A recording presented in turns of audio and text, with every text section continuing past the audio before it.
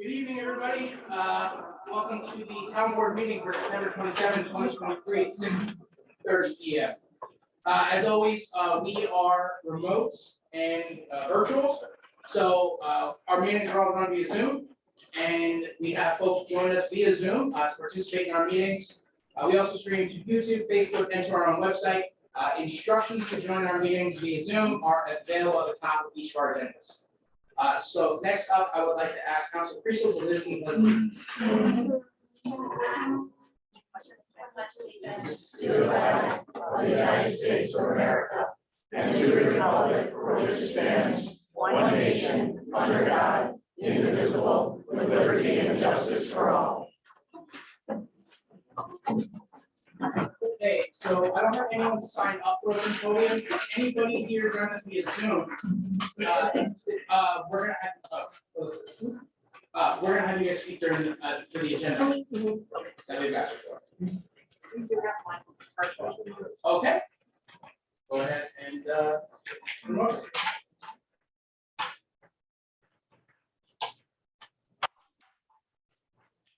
Don, would you like me to start? Yeah, go for it. You just got about 3 minutes and just introduce yourself before you get going. Okay, thank you. I'm Ingrid Gonzalez McCurdy, and I live in the Fremont Meadows neighborhood in the town of Manlius. I wanted to comment on the special election on Saturday and to thank Town Clerk Allison Weber, to thank you, Supervisor Deere, and your neon jacket, and all of the town board members, along with Dustin Zarney and the election officials that worked a very long day that day. This special election was forced based on a petition that was filed July 14th. And in accordance with state law, that election took place between 60 and 75 days after that was filed. While I disagree with the fact that it was needed, my husband and I both plan to follow up with our elected officials at the state level, both Assemblymember Sturpey and also Senator Mannion, to express our concern that the law is written as is and forces a special election because a small group of individuals are trying to win political points, it would appear. It's not as though someone vacated office and died and you needed someone else to be elected to serve. My other comment relates to the cost of the election being forced in September as opposed to falling in November. And I'd like to ask the town board to share for the public record, not necessarily today, but at some point, the cost of this forced election, both in terms of staff time and any other expenses that were involved. Again, I think the fact that this was done in a way that forced the town to have unbudgeted expenses is inappropriate. And I think that the public should know the result of that cost. My final comment relates to the silver lining that I think resulted, and that relates to education, camaraderie, and turnout. I spent about 6 hours on Brookley Drive on Saturday, 4 holding signs at the corner of Brookley Drive and 2 in line waiting to vote. And it was an opportunity to explain to people the differences between an at-large and award system. Many people were confused. And so, there was a chance to articulate those differences and what they mean.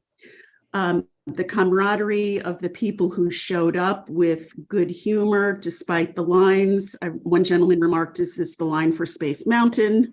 I think that people handled the incredible turnout really well.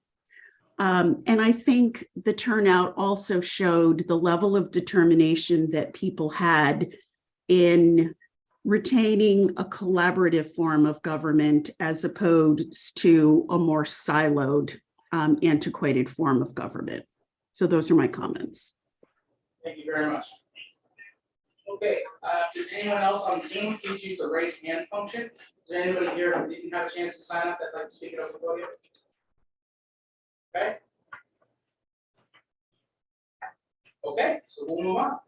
So next up, we have the statement of canvass. Sorry, Town Clerk. Yes, I just wanted to put it on record that the statement of canvass was issued, I submitted it to the town board and we have posted it to the website. So just kind of tie up a special election. So it looks like we had about 12 to 13% of residents take part in this decision that we had here on Saturday. And reminding ourselves that studying a ward system is in the comprehensive plan.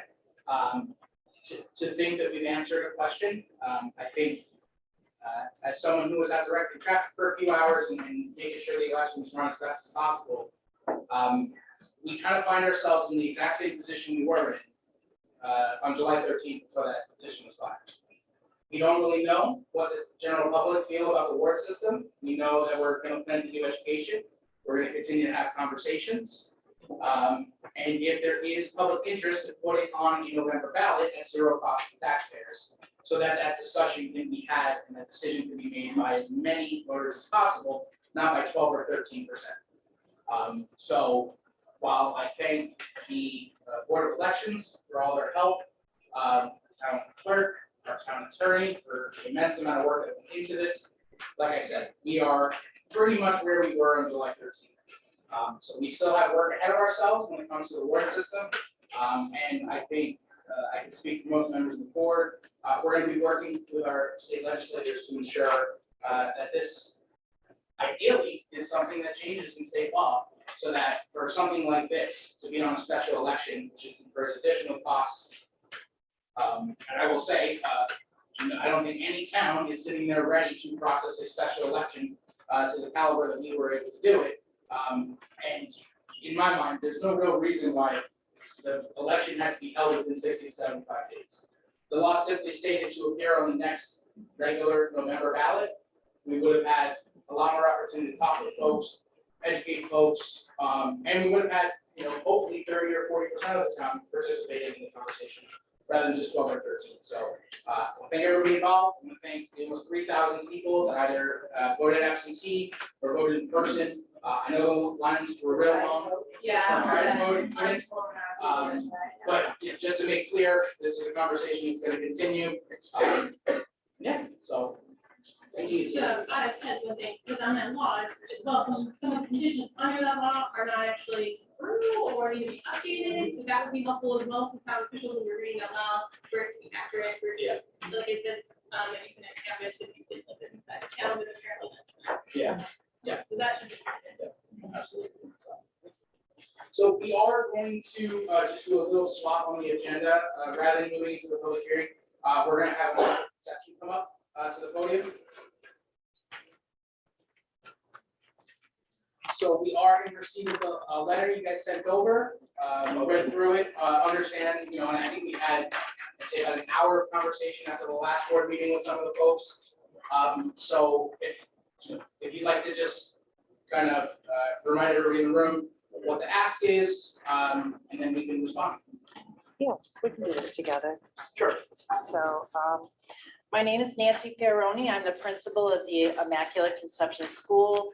Joining me this evening is John Carb, a parent and attorney who is helping our school to secure an SRO, and as well as many of our members of Immaculate Conception School. Again, although there's just a few of us here, our community supports this decision. Our pastor, Father Thomas Ryan, wants me to make sure you understand he wanted to be here. Unfortunately, he was unable to do so because of a prior commitment that he has. We are here to continue to express the growing need for our school to join so many others within the area in employing a special patrol officer. We are here to request that IC receive the equivalent of a special patrol officer, which the town provides to some of our schools within the Fayetteville Manlius School District.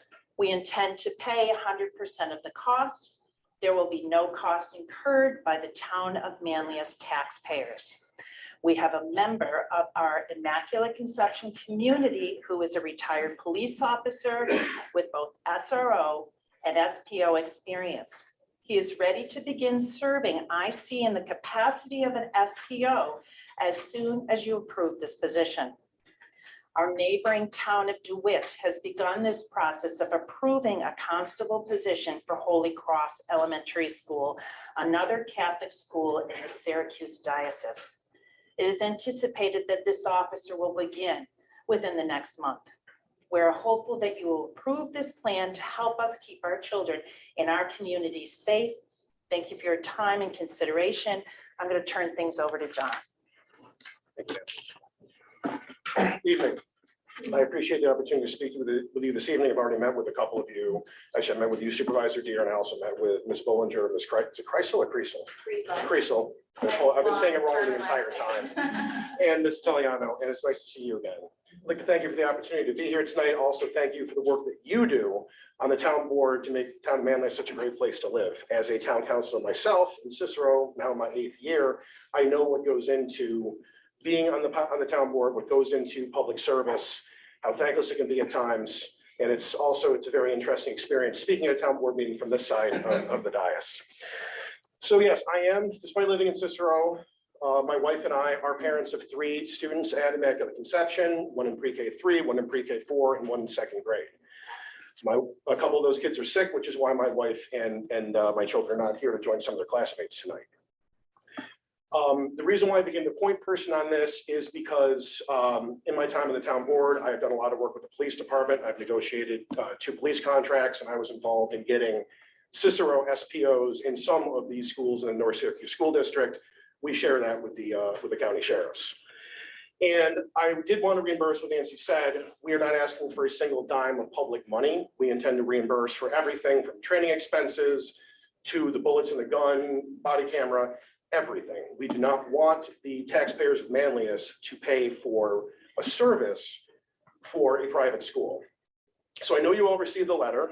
I think the letter, for the most part, speaks for itself, but I'd like to highlight a few things. I wasn't at the prior meeting. Cicero town board meetings have to be synchronized with your meetings. I'm missing a Cicero meeting as we speak. I just got a text, the TVA contract that I negotiated is not going to get voted on because I'm not there, but we'll put that up. The last meeting, I was told the word illegal was used with regard to this plan. Not to nitpick, but I think the word illegal does give some people the impression that what we're proposing is directly contrary to some express statutory or regulatory provision, which it's not. I mean, we can debate, and we have, and may continue to debate how it fits in with the constitutional structure, but there's no law or regulation that says you can't do this. So, and a lot of people question me about that after the meeting. So I just want to put that out there for the record as a point of clarification. Also, and as was mentioned in the Syracuse.com article today, comptroller and AG opinions are informal. The comptroller and the AG will tell you that they won't comment on an individual opinion. Some of them are valid, some of them are not valid. There is nothing directly on point saying that what we're asking for, and I probably should take a step back and explain that again, is illegal, improper, or not allowed. So the request, for the record, I know all of you, I think even those I haven't met with are probably aware of it, is for an equivalent of an SPO for Immaculate Conception. I say an equivalent because the statute, the enabling statute for SPOs, which is General Municipal Law 209-V, specifies that SPOs are for public property. Immaculate Conception is a Catholic school. Obviously, it's not public property. Obviously, you can't have an SPO. We are asked. Our idea is constable. That was something I came up with when trying to work through this. That's the plan that DeWitt is currently following. From talking to their police chief and their town attorney, I believe they're full speed ahead on that. So the plan is to have this person basically function as an SPO in all but name, a distinction without a difference. To be trained with the Manlius SPOs and SROs, to be integrated into the Manlius Police Department so that in the horrible, unlikely but devastating event, if it were to happen, that something happened at the school, that this person would be familiar with the Manlius police, would be the first to show up, although every law enforcement agency in radio distance would be screaming here. So they would be in a position, they would know the people, the men and women that are going to show up and immediately respond. And that is why we have continued to pursue this through this process because we believe this is best for our community, for the town, and for everybody involved. It's also best for the Manlius Police Department simply because they know that the person who's working in that school wearing a badge and carrying a gun is someone that they know and train with. So that is why it's ideal, and that's why we continue to try to move forward with this. With respect to the AG and comptroller opinions, I did address those in my letter. I'm not going to belabor the point now. I know it's available on your website. I would like to reiterate a couple points that I made. First of all, they're not directly on point, and they were written in a different time for a different world. None of us, and I graduated high school in 1997, right before Columbine. None of us thought we'd ever be in a position when we were younger, when I was younger anyway, some of you were younger than me, maybe you grew up in a different world, that we'd ever be talking about having a police officer in every school. I don't like the fact that I'm here asking you for this. I think it's necessary. I think the parents that are here to support it think it's necessary, but none of us, least of all our pastor, who was the last person, I think, really, who really decided, he said, yes, let's do this, wanted to be here and be in a position where we have to ask for this. But it is a dangerous world we live in. Regardless of how we've gotten to this point, regardless of what we as a society can do to address how dangerous the world is, this is what we have, and it's not going to change anytime soon. And for the record, we're also not relying solely on the presence or the anticipated or hoped for presence of an armed officer. We've also taken other precautions for security, as have other schools, including Holy Cross, which is also moving forward with the constable. But one thing I referenced in with regard to legality in my letter was this program down in New York City, because we're talking about the gifts and loans clause. And the reason why I bring it up is very different from what we're asking here, but it's because New York City is doing far more for private schools than we're asking. So I put in the letter that New York City spends $20 million a year reimbursing private schools for their private security. And that in of itself, in terms of the gifts and loans clause, which applies to New York City, if you go on Westlaw, you'll see lots of cases saying that, because they're giving that money away. The legislative history is interesting, though, because the original plan was for New York City to put NYPD school security agents in those schools, and at New York's expense, not school's expense. And the reason they didn't was because it was too expensive. So if you go through the legislative history, which I did, I'm not a huge fan of legislative history, but sometimes you've got to do that. And you look at the extensive history they have on there. You look at the minutes from the committee meetings, you look at hearing transcripts, you look at hearing statements from both the subcommittees and the actual council. You don't see the gifts and loans clause mentioned once. You see constitutionality mentioned in passing, with one person questioning whether or not it might be, but several council members saying, oh yeah, well, there's no question this is constitutional. And it passed the subcommittee 8-0. It passed New York City Council 43-8. And if you read the transcript of that meeting, of the 8 people that voted no, none of them mentioned constitutional concerns. No one mentioned the gifts and loans clause, okay? And New York City has a law department with 1,900 employees, 850 of whom are attorneys. Did they forget the gifts and loans clause exists? Did they forget there's AG and comptroller opinions? Or did they say that isn't an issue? Again, it's not directly on point, but the point of this is they are asking for, they're doing so much more than we're asking for. If they can hand out 20 million a year to private individuals or to private schools, and that does not violate the gifts and loans clause, how can a plan where we are covering 100% of the costs, including training, including administrative overhead for the police department, how could that possibly violate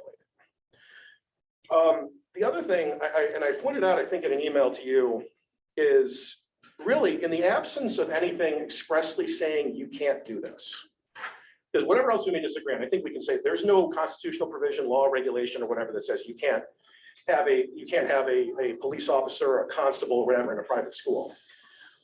Why not try? Because this is going to cost you nothing.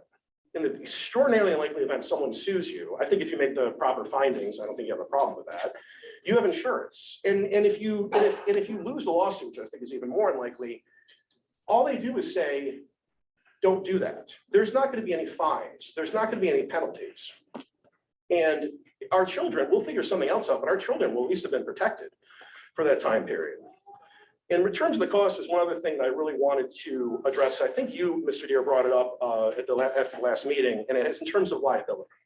And obviously that's something that it would be very odd and I think improper if that wasn't something that's on your mind. But my response to that is this. You already accept potential liability for the students in the FM school district, for the students in the ESM school district. You also, assuming, and I think I'm probably right about this, that Manlius police officers are at FM football games, other extracurricular activities, proms, and those events have invitees who are not members of your community. If you're willing to accept potential liability for those children, for those guests, for those invitees, then why are our children not worthy of accepting that risk of liability? So before I conclude, I did want to ask one thing. Are there any questions from the board? Do you have any questions about this? Okay. One thing that I've learned in my years in government, I assume most of you, if not all of you, have probably learned this, is there's one immutable truth. There's lots, but there's one in particular that comes to mind. If you want to do something, you can find a way to do it. And if you don't want to do something, you can always find a reason to say no. So you can find a way to do it, or you can find a reason to say no. We have provided you with a way to do it. There's probably others, but there's one that is already being used. So there's a way and there's a reason. What really comes down to is, which are you going to choose? Thank you.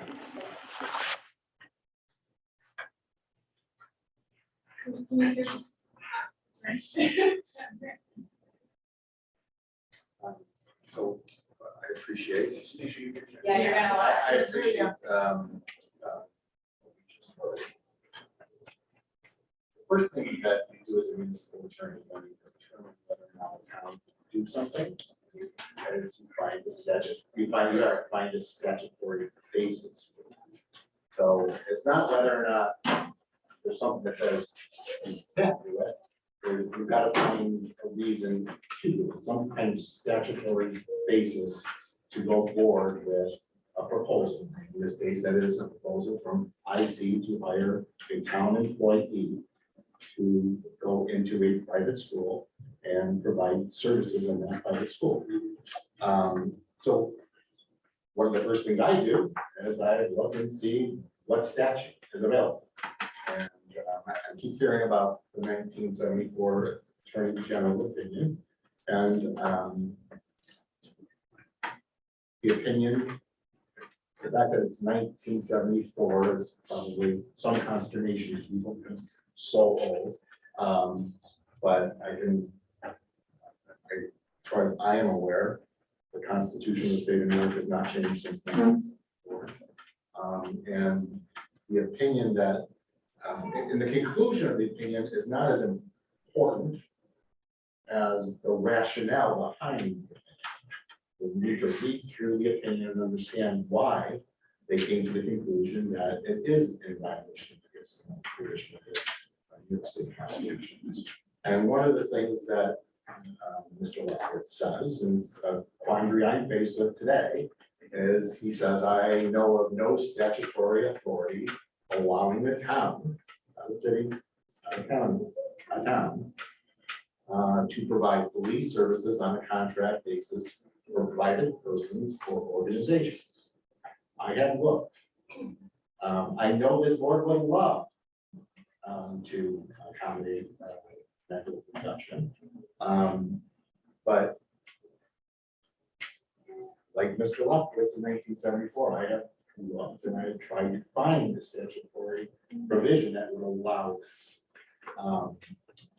Another important part of that legal analysis that was done in this opinion is the fact that he references sections of general municipal law, which is the area you go to determine whether or not you can enter into a contract, right? General municipal law is a place to go to say where are, under what authority can you enter into contracts.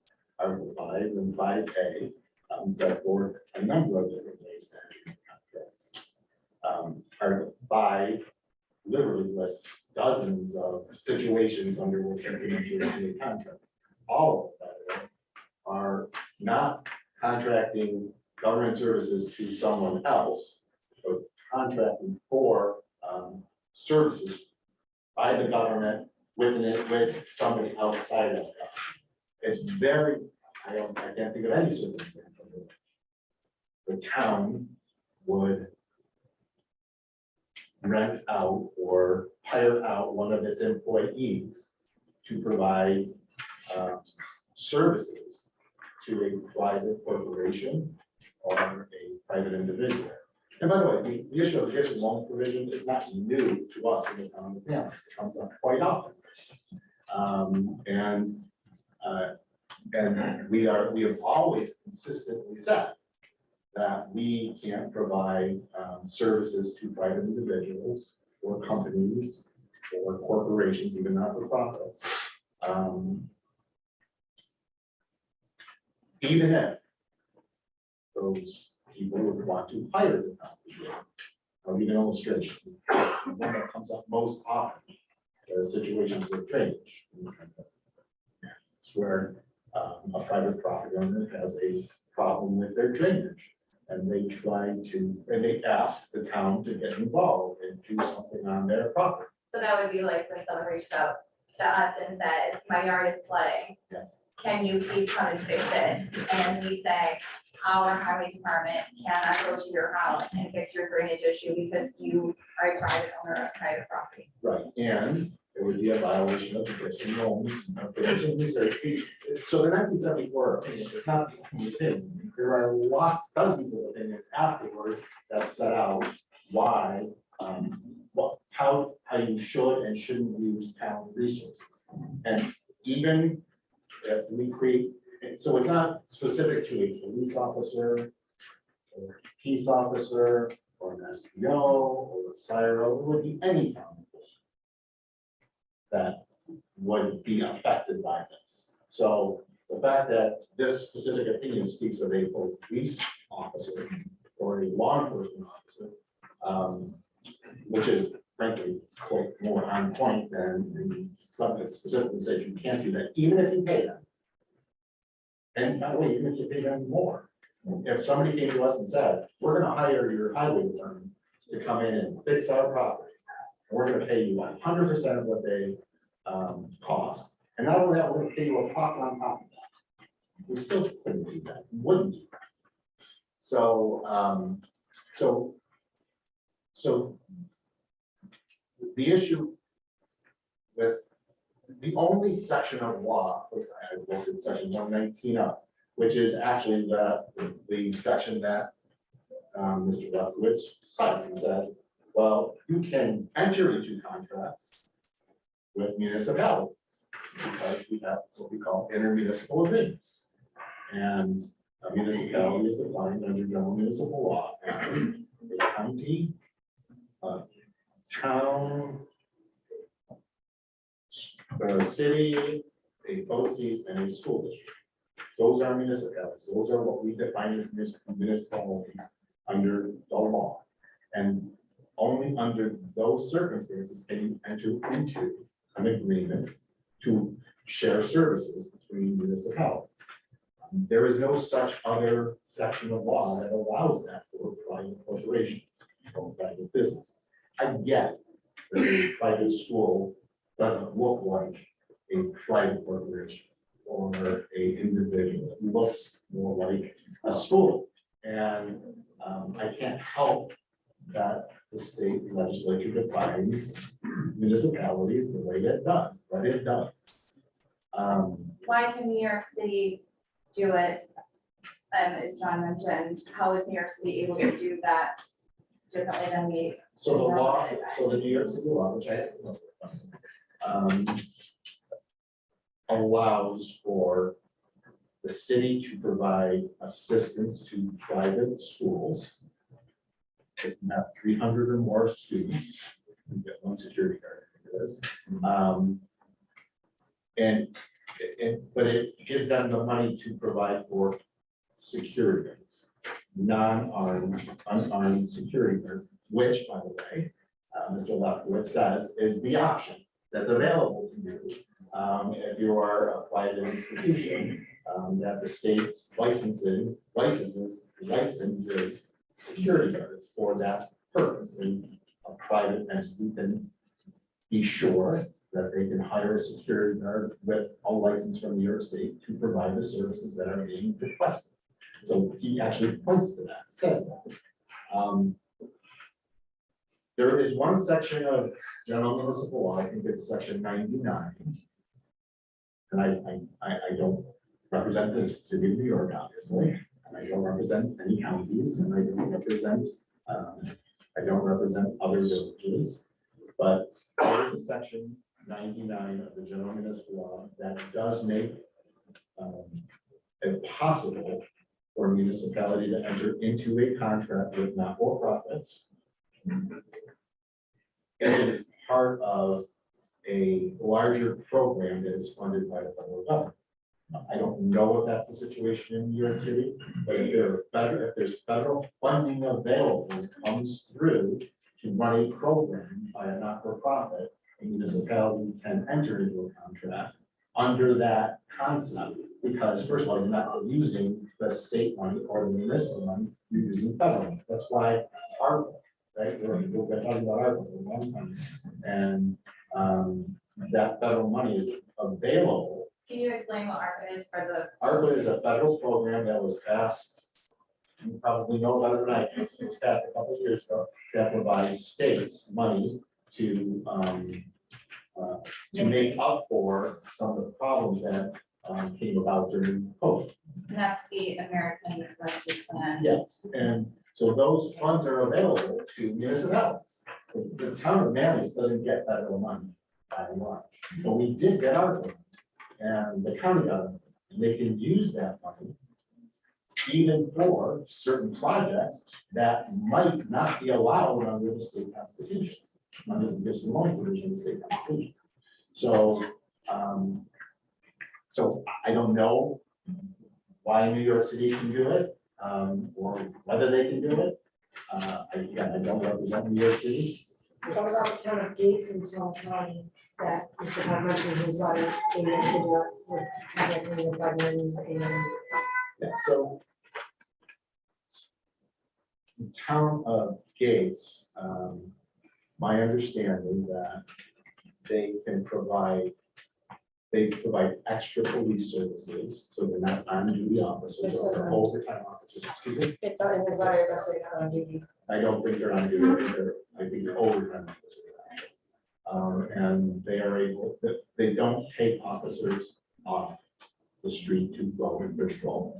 But again, I don't represent the town of Gates. I represent the town of Manlius, and I've been asked a question, and I've been doing this for 25, 30 years. This is not an uncommon view of the gifts and loan provision of the Constitution. It's a very common view. It's consistent with the view we have taken here as long as I've known, 20 years. So So the overtime officers, so they're having to take off the street. I don't think that So the town Tom, knows. this is- I just don't know the answer, because I don't represent them, but If we wanted to get that information, we could ask Ask the my town. question, though, please, without being an answer. And get an answer from Tim. yeah, so, but the answer is, I don't know. I don't know why or if. I haven't seen a contract, so I'd love to see a contract and see what the basis of the authority to enter into that contract is. That's, I think, where we have DeWitt is the example. Okay, We looked at that draft agreement that they have, and I mean, when we looked at it, it is referencing the law that allows for intermunicipal agreements. And then immediately references that it is not entering into agreement with another municipality. Right. And so I think from where we are at, again, we are seeking a way to go about this. At least my intention is, and please tell me if you'd like me to do something else, is to, as soon as we have the draft local law that DeWitt has a public hearing for, I want to say on the 23rd of October. As soon as we see that draft local law, we will send that along with the draft agreement that we've received to the Attorney General for an opinion.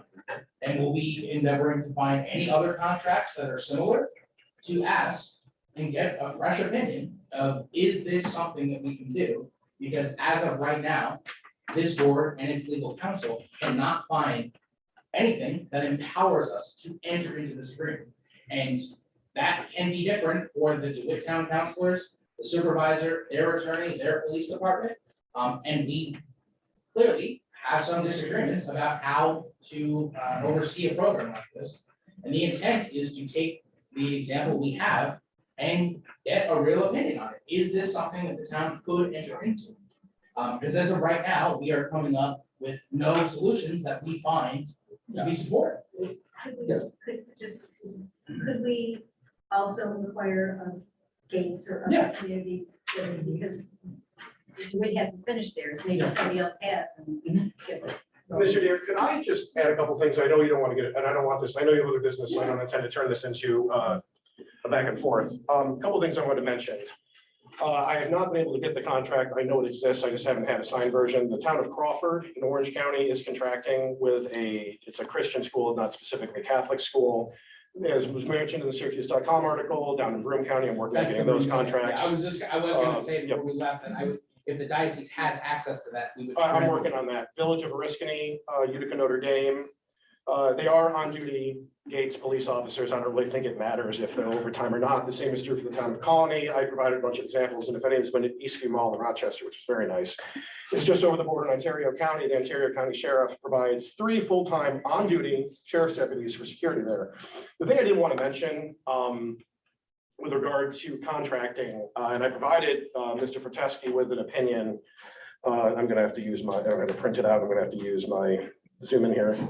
From the New York State Comptroller, and I did reference it in my letter to you, which I know, and the reason why I rise to mention this is because I'm sure not everybody here has read that, and it's not riveting reading for someone who's not interested in the subject matter, is that you can do work on private property under certain circumstances, if it furthers a town interest, which I think it's very clear public safety is, and if the benefit to the private entity is incidental. And then a lot of the crux of the disagreement here, I think, at least as Mr. Teskey and I discussed previously, it was where does the benefit inure to? My argument, and I take this position, as I said in my email back to you, Ms. Creasel, is only with regard to schools. I'm not, I take no position as to anybody else that might seek this protection, which I want to make clear we don't think we're entitled to. We're just saying it's legally permissible to give it to us. Under these circumstances, considering the nature of schools, the nature of school shootings, the dangers of copycats, the cost to this, I mean, if anyone considers, and I don't have this number, I'll try to get it, what the cost to this community would be if there was a school shooting. I'm sure that, that the amount of overtime would destroy your budget. The unique vulnerability of schools. In fact, this is the only school in the town of Manlius that doesn't have a police officer. The fact that it's also a preschool, which means that it's essentially a daycare. When you consider all of that, our position, and I don't think it's an unreasonable one, is that the benefit inures to this town and its community, not to the school. That any benefit that the school may receive, perhaps increase enrollment because we have armed guard and maybe St. Rose doesn't or Holy Family doesn't, is incidental, especially in comparison. I'll just So push back on that, Yeah. because if we were to enter into an agreement, the current solution would no longer be needed. So if right now, to solve the problem is to hire a security guard, and we enter into some agreements, and we remove the need for a private organization to hire a security guard, that is not an incidental benefit, that is a clear and distinct benefit of not having to seek that source from a private entity. If I could expand on that, I think I read somewhere that the insurance company for IC Church would pay for the police officer, but not for a private security. The insurance situation on that actually is complex, and we have a meeting with the Chancery tomorrow on that. It's a little bit more complex and than something that we could really get into here. There are obvious insurance concerns. I mean, if you talk about private armed security guard, you could be talking about, nothing against them, but someone who drives a Brinks truck who has an order of magnitude less training than a police officer. I guess the only other thing I'm commenting, again, I don't want to belabor this, I know you have a full agenda, would be, it is true that the guards that they're talking about in New York City are unarmed. And the NYPD school security agents that they were going to go with are unarmed, but they would have been New York City employees. And in terms of the legal analysis, whether they're armed or unarmed is really just a red herring. It doesn't matter. The money is being given to them. And they were going to just put NYPD, armed or unarmed, I mean, they wear NYPD uniforms. But aren't the rules for a city different than that of a town? Now, the gifts and loans clause applies to New York City the same way it does to you. So we have some more research to do on the New York City program, but I mean, I think the understanding of the board right now is that we do not see a way that we can come to an agreement that we are empowered to enter into an agreement like this with a private entity. And that we're going to gather as many other resources as possible and seek for an opinion on those agreements to essentially say, we could not find a reason, can the Attorney General's office find a reason that these are valid contracts that we could have there? Yes, because I'm sorry. Well, I have a different opinion, I believe, but I just wanted to reconfirm, this might be a little duplicative, but let's see. So we have an exceptional police force that responds to every incident quickly and professionally. Everyone in the town has this service provided to them. Our police department, in my opinion, cannot be hired to provide private security to private property or business. That is not a function of our police department.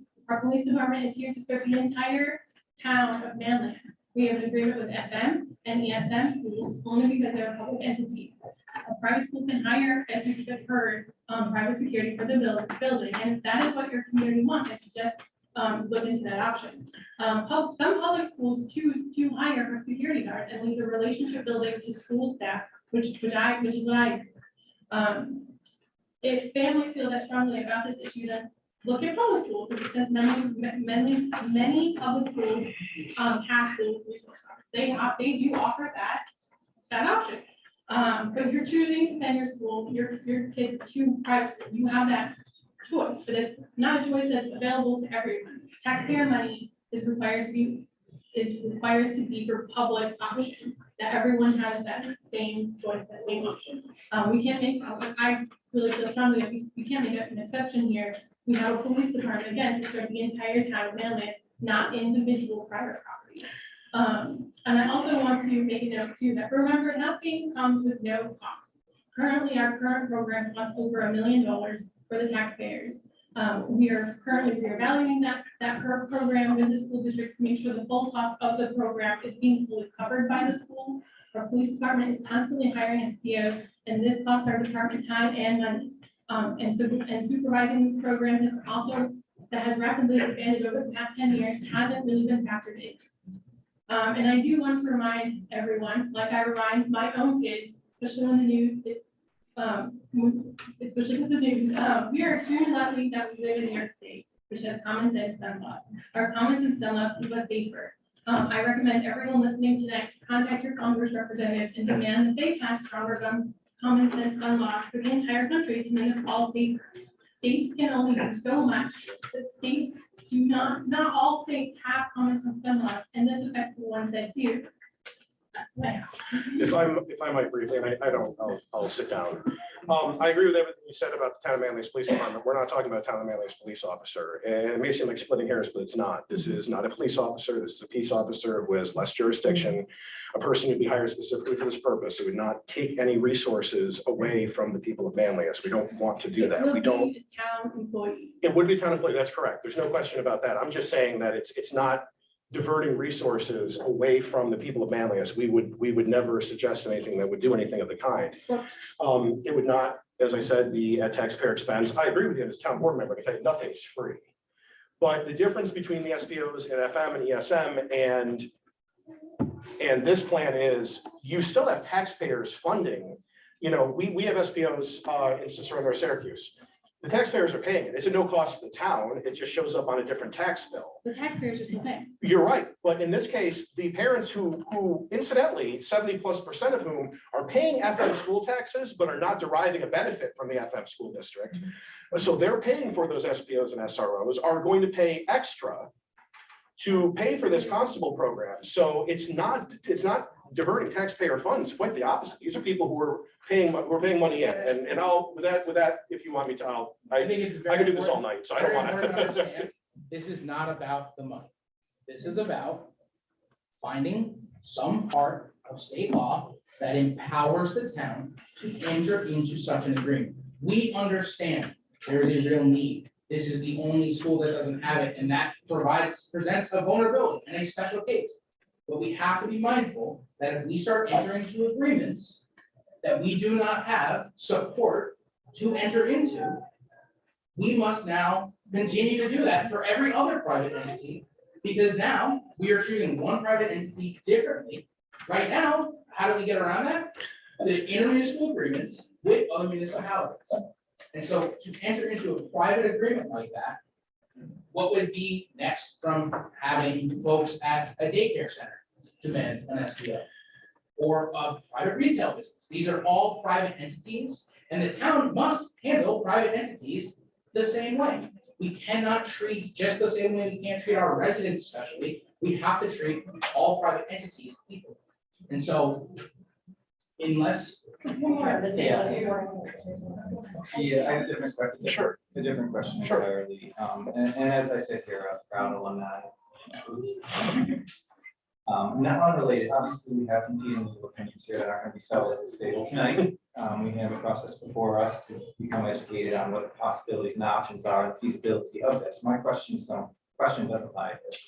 My question is simple, and you may not be able to answer it tonight, but could you summarize what the 15% of the student body parents feel about this? We know the 85% say they want this. What do the 15% say? Not being a member of them, I can tell you some of the comments that were made, because they were made at a safety and security meeting. There's a segment of the parents, well, first of all, I think always, and this happened anywhere where you had armed security, for some people, there's just a little bit of apprehension about having someone with a gun in a school or a police officer, the thought that it's gonna be someone Previously, scary. nothing is free. Right, absolutely. Consequence to Right, that. that's absolutely, and when you say nothing's free, that's not just money, that's Correct. in emotions and time and everything else, so you're 100% correct about that.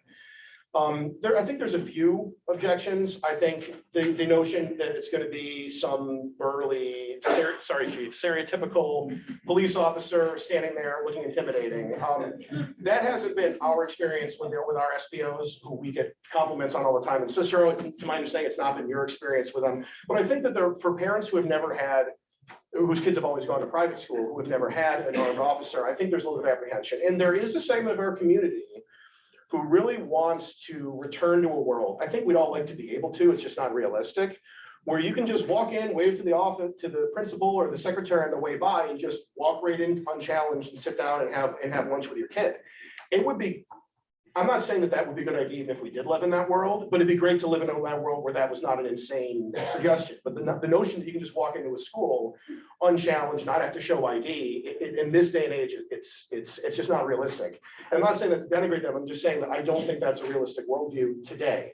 But there are parents who don't want as much security. Part of the reason why maybe they don't put their kids in a public school is because they want a more family friendly, not family friendly, but more of a family, we all know each other atmosphere.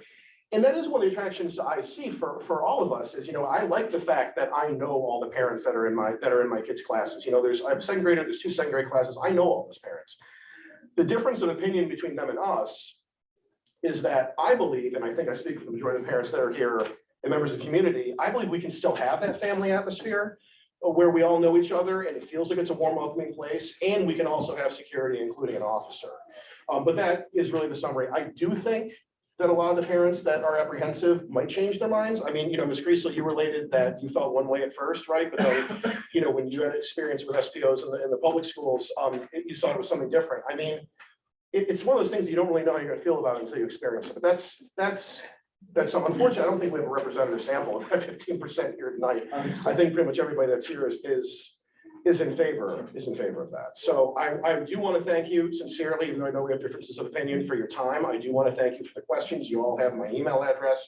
Please, if you have any questions, I'm happy to, yes. Just one more question. Sure. Would you be willing to defend, indemnify, and hold us harmless? I don't represent the diocese. That's just a question for you guys to think about. No, I understand. I mean, certainly, if you look, I mean, I was asked to prepare a contract between IC and the town, which was, I don't represent IC. But I did, and I included the same reciprocal indemnification clauses that I would expect. I mean, I don't think that goes to the extent that you are looking for. Not mutual, just. Right. Well, no, IC. it was Defending well, and with regards to wrongful conduct of employees. But again, I think where you're going is a little bit further than that. But it's that, I mean, that's a legitimate question, but I don't have the authority to speak on behalf of the school or the diocese. I'm just putting it out there for you guys. No, to I think appreciate about. that. Just one last question too Sure. about, I mean, you say you have a retired police officer already ready, but we have to follow practices of fair practicing of hiring as well, so that doesn't, I don't see how that looks. Oh, we have it. Oh, that's okay. Yeah, I mean, he's someone, I mean, certainly you'd have to follow whatever your protocol is. The typical is, and I'm assuming it's the same for FM, it is for CNS and most other schools. The school does have a seat at the table, obviously. He's someone that, I mean, and you can, at another time, I'm not gonna put him on the spot. Everybody know in law enforcement knows this gentleman, he's well regarded. I don't think there's any question from anybody really, even, about his qualifications, and he is a town resident, which I think would be better for everybody. But again, that is a bridge we can cross after we cross the other bridges first. So So I think, Alyssa, I definitely want to make sure we continue down that path with IC. In the meantime, we're going to be bringing in as many examples of this type of agreement that we can. We will be compiling that, and as soon as we can, we'll be sending that out to the Attorney General's office, asking our elected officials to speed that along as much as they can. But this is not the end of the conversation. We are not taking the vote, yes or no, in favor of this. I think my general assumption of this board is that we want to find a way to do this. And we are committed to that process. John, you mentioned in your initial speech or presentation that you're either of one mind or you're of the other mind. You're either looking for a way to get something done or you're looking for a way to not get something done. And I think that we both know, and I think probably most of the people in this room know, that sometimes you really want to do something, but you can't. So sometimes you can really, really want to do something, but the law tells you that you can't, whether it's a statute or it's in the Constitution. I am a member of IC Parish. My brother's funeral was held at IC Parish. I've not gone to the cycle, but I have my daughters were baptized at IC. My sister was married at IC. Like, we go a long way back. I'm very proud Catholic woman. And I don't think that that is accurate. I have been meeting with you consistently. I've spoken with Father Ryan, met with a couple or chatted with a couple of members of this parish or parents in the school.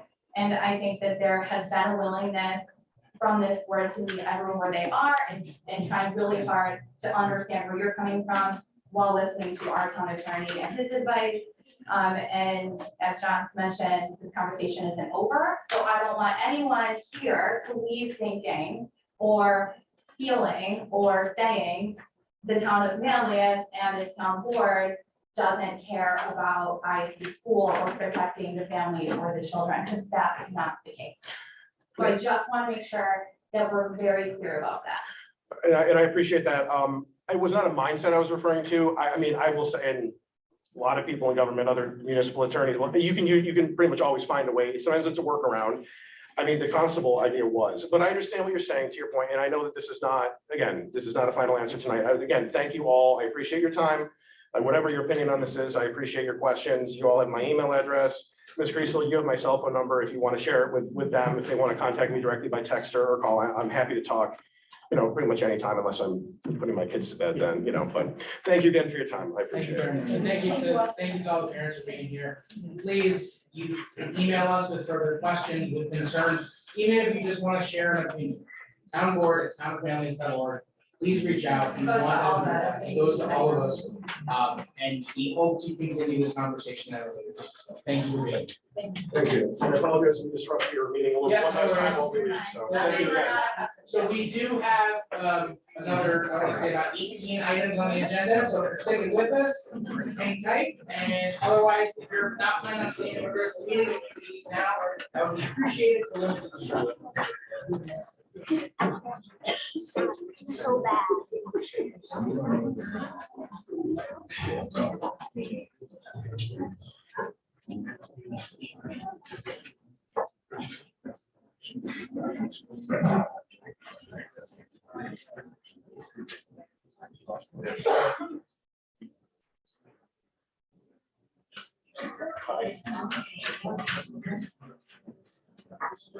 Okay, so with that, I would like, we have a public hearing on the zone change, R5 PUD for the twin pond site on North Third Street.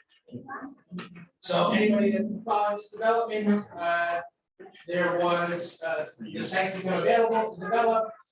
Twin Ponds has been working with us, the town, on a PUD, which is, I think, in a lot of ways, it is a zone that is written for a specific site, specific project, that allows the two parties to kind of negotiate, the town negotiating on behalf of the residents to ensure the project meets our comprehensive planning goals and our general needs of the town. And to make sure that we can, not allow kind of, older or maybe outdated information and rules to stand in the way of a successful project. So, we had the presentation previously. I know, the board has sent in questions. You guys have feedback from, Onondaga County Planning Board, our planning board. Our goal here tonight is to hear from the residents. And then now, assuming we will then have the majority of the feedback on this, to re-engage, discuss changes to the PUD, to respond to some of the requirements from the planning boards, to respond to some of the questions we've had. But the goal here tonight is to hear from the public about how they feel about this project. So with that, I would like to ask the board, well, we also are going to do seeker. Well, we're gonna begin the secret process. Just kind of go through the part two of the environmental assessment form, just to kind of identify areas that might be of concern. I don't expect that we're going to have a conclusion tonight on that. But at least if we identify those areas where there is a concern from an environmental standpoint, we can think about it over the course of the next couple of weeks and see how those concerns would be addressed. A lot of the things that we have discussed in the past when it comes to seeker and a zone change type of decision really gets pushed off to the site plan approval process. But this is a district plan that has some, it doesn't fit nicely into either one of those boxes. Yeah, so I thought we would go through this. I certainly am open to listening to Brody and Ryan with their thoughts on our analysis. And who? Charlie's here. And Charlie. Oh, there's Charlie. So, but yes, but by the way, Brody and I have discussed this a couple of days ago, and we're trying to figure out the best way to make sure we fulfill our responsibilities on the State Environmental Quality Review Act. So, so the applicant has filled out part one, and I have reviewed it and kind of matched it against part two. And the first question is impact on land. Will the proposed action involve construction on or physical alteration of the land surface of the proposed site? The answer is obviously yes, but we don't have the details of a lot of that. A lot of the proposals, even in the district plan, are not engineered yet. So we really don't have an understanding of how those are going to, how they're going to play out from an engineering standpoint and an environmental standpoint.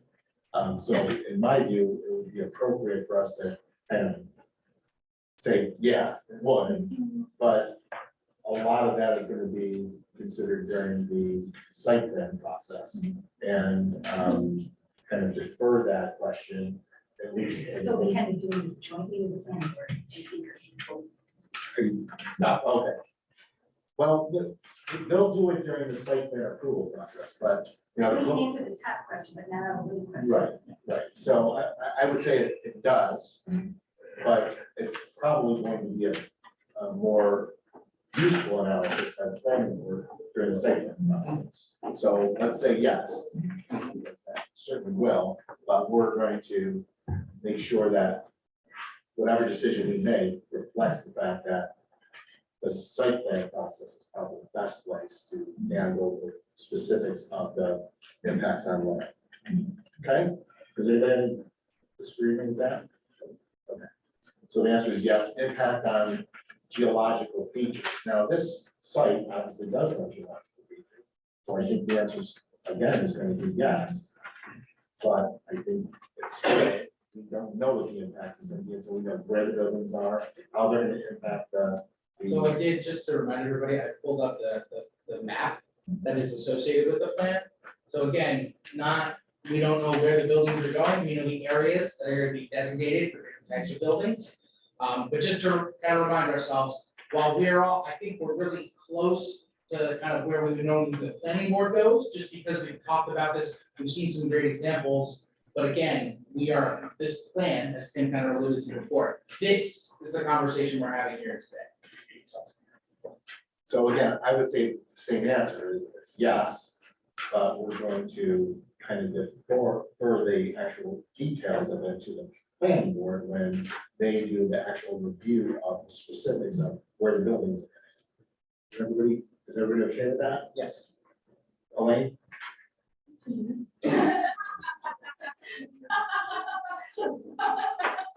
Impacts on surface walls. We do have surface water here, right? We have ponds, and there will be an impact on surface. To the extent this property will be regraded and changed, it's going to have an impact. We just don't know what that is today because we don't know what it is. We don't know how the grading is going to go. So. You're gonna do such a great script, you're not gonna touch those things. Yeah. So, again, I think the answer to that is, yes, it will. But we aren't going to know the answer to that until we know where the buildings are going to go. So from a district plan, we know what the uses are going to be, but we don't know where the buildings are going to be. So we're gonna have the same answer for that.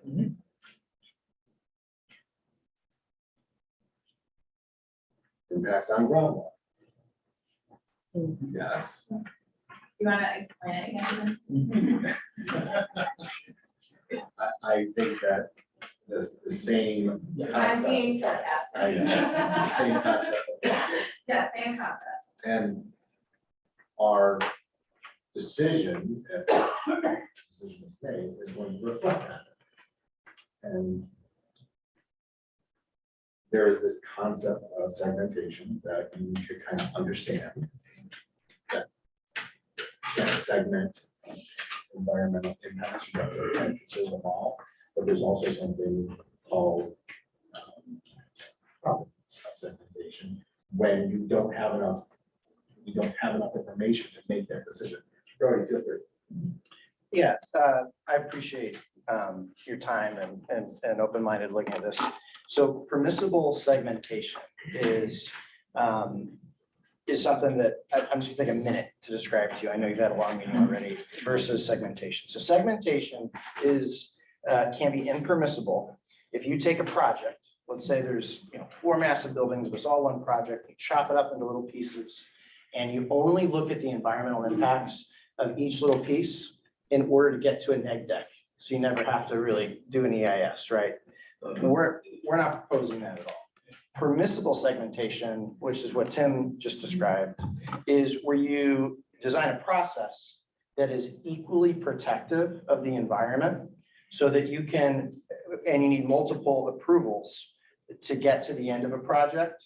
But you overtly avoid that sort of behavior, chopping things up in order to artificially reach a neg deck. Permissible segmentation has a full and well-developed case law over many decades, beginning with the Zagata case, where it is permitted, so long as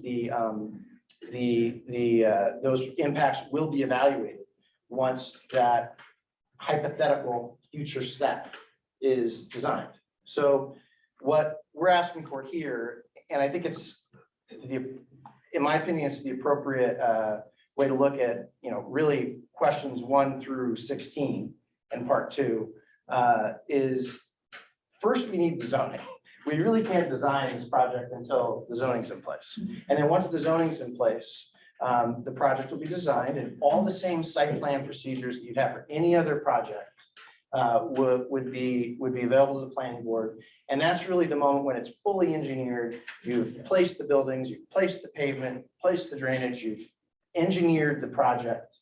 And the planning board can then do what they do best. And the planning board, would do the seeker on all those things. So that's really, I think we're in agreement on that conceptually. And I think that's the best way to go about the seeker for this project. In order for permissible segmentation to protect the environment and to be fair, it should be overt. It should be stated on the record that we would be required to go through and have a fulsome seeker analysis of all of these aspects of the part 2 as part of the planning board process. And that, and I think if you do that, we'd be on very, very good footing. So it's permissible. Permissible subdivision. And it, for those who like these things as much as Tim and I do, there's a whole chapter in the DEC seeker handbook about permissible segmentation. And the Zagata case is really the one to I mean, look at. it really sounds like Yeah. what we try to think about when we do zone changes in general. So like when we're saying yes, which is usually we're like, no, small thing. When we say yes, it almost seems like we need to study the environment. Right, so we're saying yes in the fact that it will have an impact, Yeah. but we're also saying that that impact can't be evaluated today because we don't have the engineering. for it. Because the exact design of the project is still hypothetical. Right, and there will be a process. And by saying yes, you're saying you're requiring it to be studied, but be Okay. studied by the planning board in the site plan Correct. process. Okay. That's, That's what I was that's, thinking, like, it sounds like we should be studying something. right, well, we're gonna get this, I mean, there might be some questions where you say, hey, we do know that, so let's, Okay. all right? But I think, number 4, impact on groundwater, truly, we won't know until the buildings are designed and engineered. And so that goes to the planning. Impact on flooding, again, this is a big issue that everybody's concerned about, but I do have a comment on it. Right. This is for all of you. So in your drawing up here, the little, so tan blob on the, so what would it be, the part that sticks out from it, that blob there? Here, Yes. and the river creeks The right. creek is right nearby. Yeah, so that in some of the plan, and you'll notice that in the Onondaga County report, is that blob is intended to be the floodway and should not have any permanent structures on it. So I want you to be aware of that and to analyze that. It will affect your financial model, it will affect your design. If there can be nothing built on that little blob there. So I just wanted to make sure, so in terms of flooding, it doesn't affect the whole parcel, but that particular piece, it could be impacted. so based on that question, I think that it would be appropriate to ask the applicant to provide us with that kind of analysis, thought, and address that issue between now and the time we make an ultimate decision on seeker for the district plan. Yeah. And it might simply be, oh, we're not going to use it, or yes, we're gonna use it, but this is how we're gonna use it so that it doesn't impact. I understand, oh, I'm sorry. Oh, I was just gonna say, that was one thing that the county planning board brought up, and I put in my notes saying that the map, this map doesn't show the floodplain and the wetlands. And then, so like, I think this map needs to show But and that. this map doesn't, and if you go to the, it's not your fault because it's not your problem, if you go to the proposal of the other half of the site's proposal, they show the waterfront concept, so. Yeah, so it's a bit, So I know that that waterway, that creek is issues south from the neighborhood. We're aware of that. And this project will not in any way negatively impact. And some things are better said by engineers than lawyers. So I'm going to sit down and let Brian explain to you why, but definitively by law, it will not be able to change that. So there's a couple of things. I think you're referring to like the FEMA mapped floodway, correct? But this was actually more than that. They were actually designing to create a place for the water to go so that it doesn't go where the houses are. And you're referring to the property owner that currently owns the property to the south, yes. So that is actually just to the south of that piece. The tan colored piece is an upland area that is not in the floodway or the floodplain currently. Just to the south of that, the project that was further south on the lands that we don't control, so it would be south of the page here, with part of their development was actually being proposed within the floodway, where they would be filling portions of the floodway. And in order to create what's called a no-rise certificate, so FEMA understands the floodway in terms of elevation and flow, and there's cross-sectional models of the hydraulics that happen during rain events. In order for them to be allowed to physically fill a portion of the floodway that is currently available for floodwaters to use, they would have to provide a mechanism, an engineered mechanism to offset the fill that they would be placing in the floodway. Our project is not encumbered by the floodway or the floodplain. And the areas that we would be proposing buildings would not be filling any of that floodway. That exists to the property to the south and isn't something that we would have to deal with because the areas that we're developing upon are not within that area. But I do understand your question. And then to Brody's point, obviously, all of this gets down to the fact that eventually when the project is developed and engineered, there would be a very proper stormwater pollution prevention plan that outlines what happens to the water. In some cases, there is sort of the access road becomes a grade break currently where the Hall Road used to be, where portions of the site do fall into the existing creek and eventually go into that floodway and floodplain, just a natural rainfall.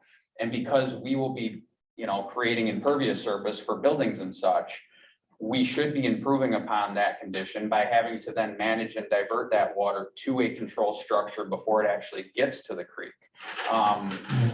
We cannot proceed with a project, and this is state DEC rules and regulations, without acquiring a permit from them that establishes that the existing condition today, the proposed project meets or exceeds the existing condition. So we have to treat and manage that stormwater, and that will all be shown in the reporting forthcoming with the planning board review. Thank you very much. Sure. So number 5. And that's probably again, the answer is the same. And you'll know that during the site plan process. Impact on air. The proposed action may include a state regulated air emission source. I think the answer to that is no. Right? Impact on plants and animals. Minimum.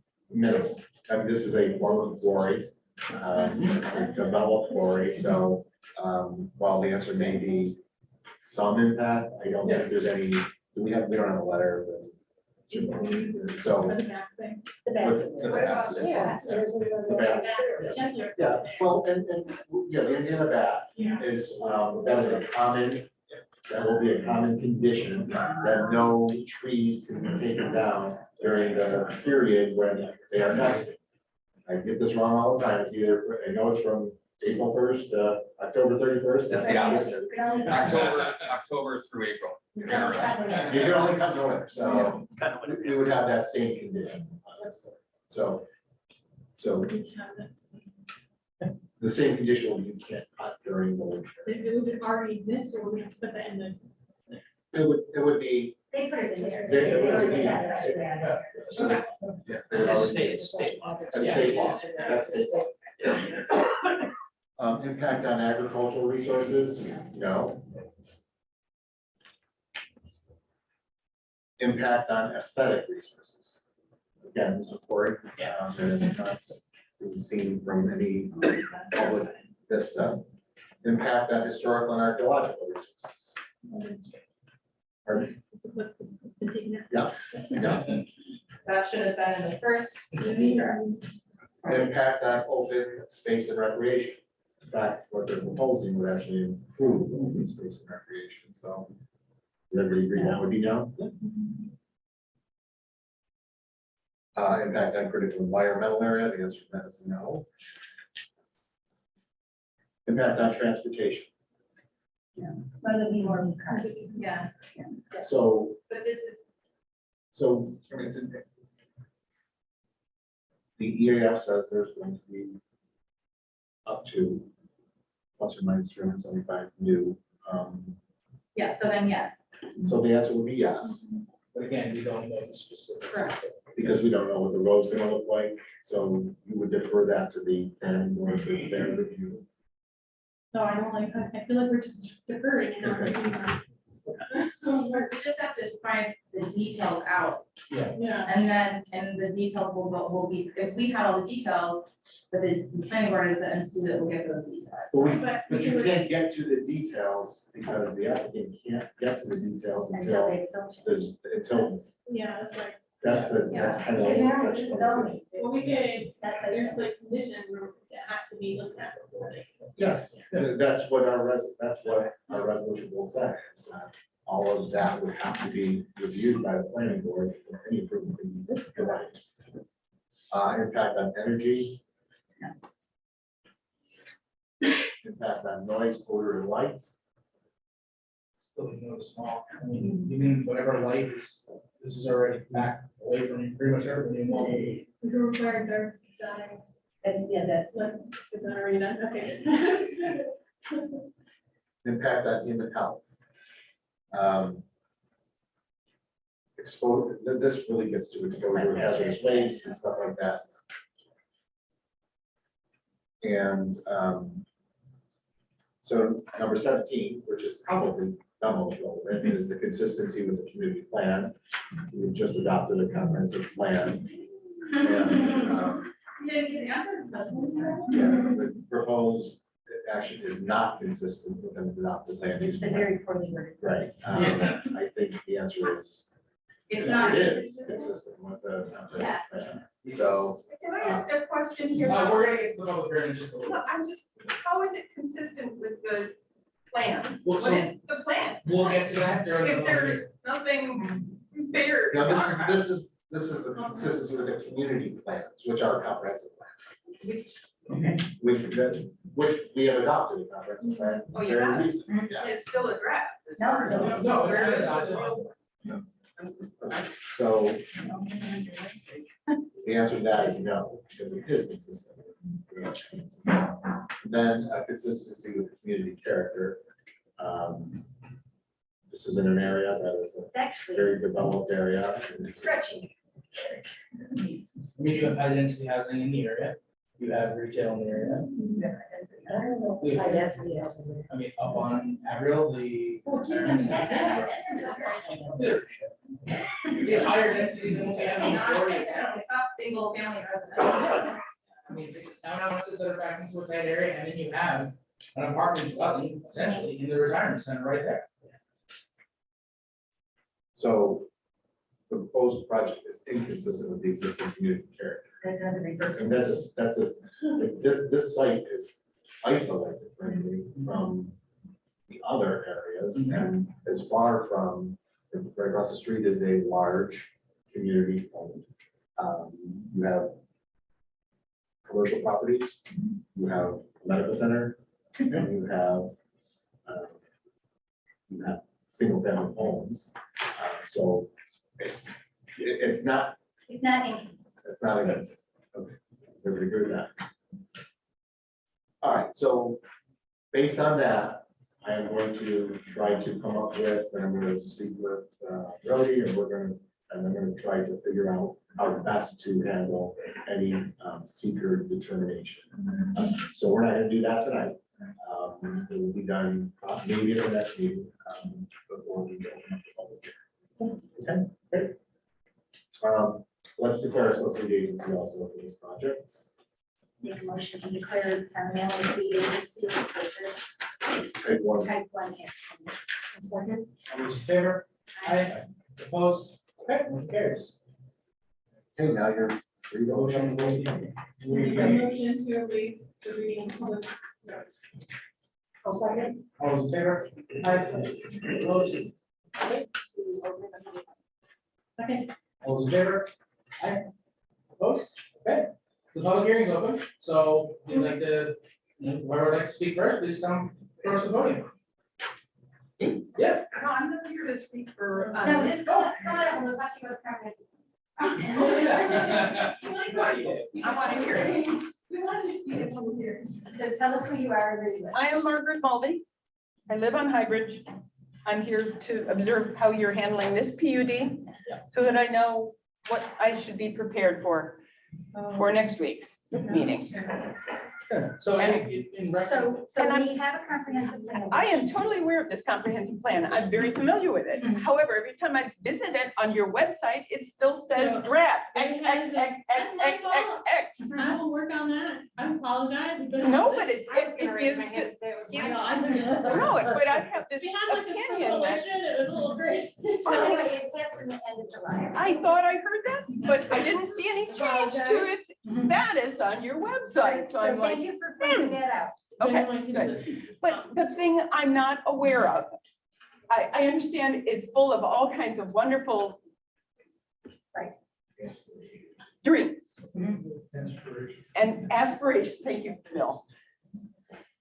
But where and when will the town start implementing and taking action to do the things that they have so lovingly put in there to make everybody feel good?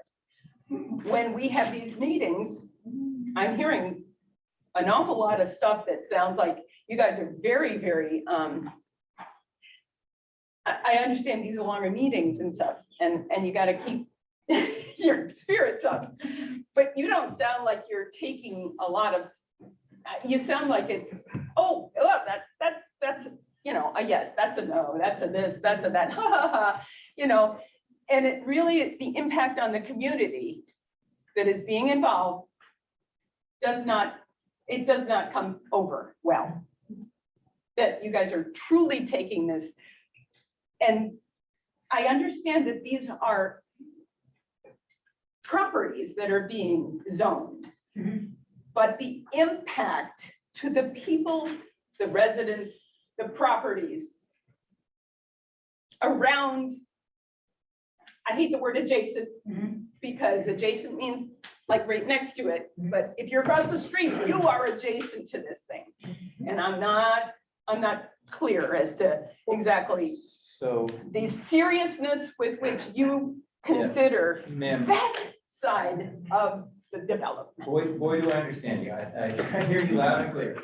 As Attorney Krotowski often has to remind us, the secret considerations around a zone change are a little bit different. And I agree, this is serious business we're doing here. It's not to be taken lightly. It's not a laughing matter.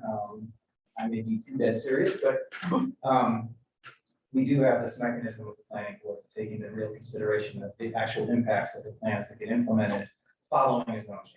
But we often have to be reminded that what we're considering here, these secret questions often are just relating to a zone change and not a specific plan and what its impacts will be to adjacent properties, to use that term. So I But kind of that's apologize for the the sense magic that key. it's not. That's the magic key, the zone plan.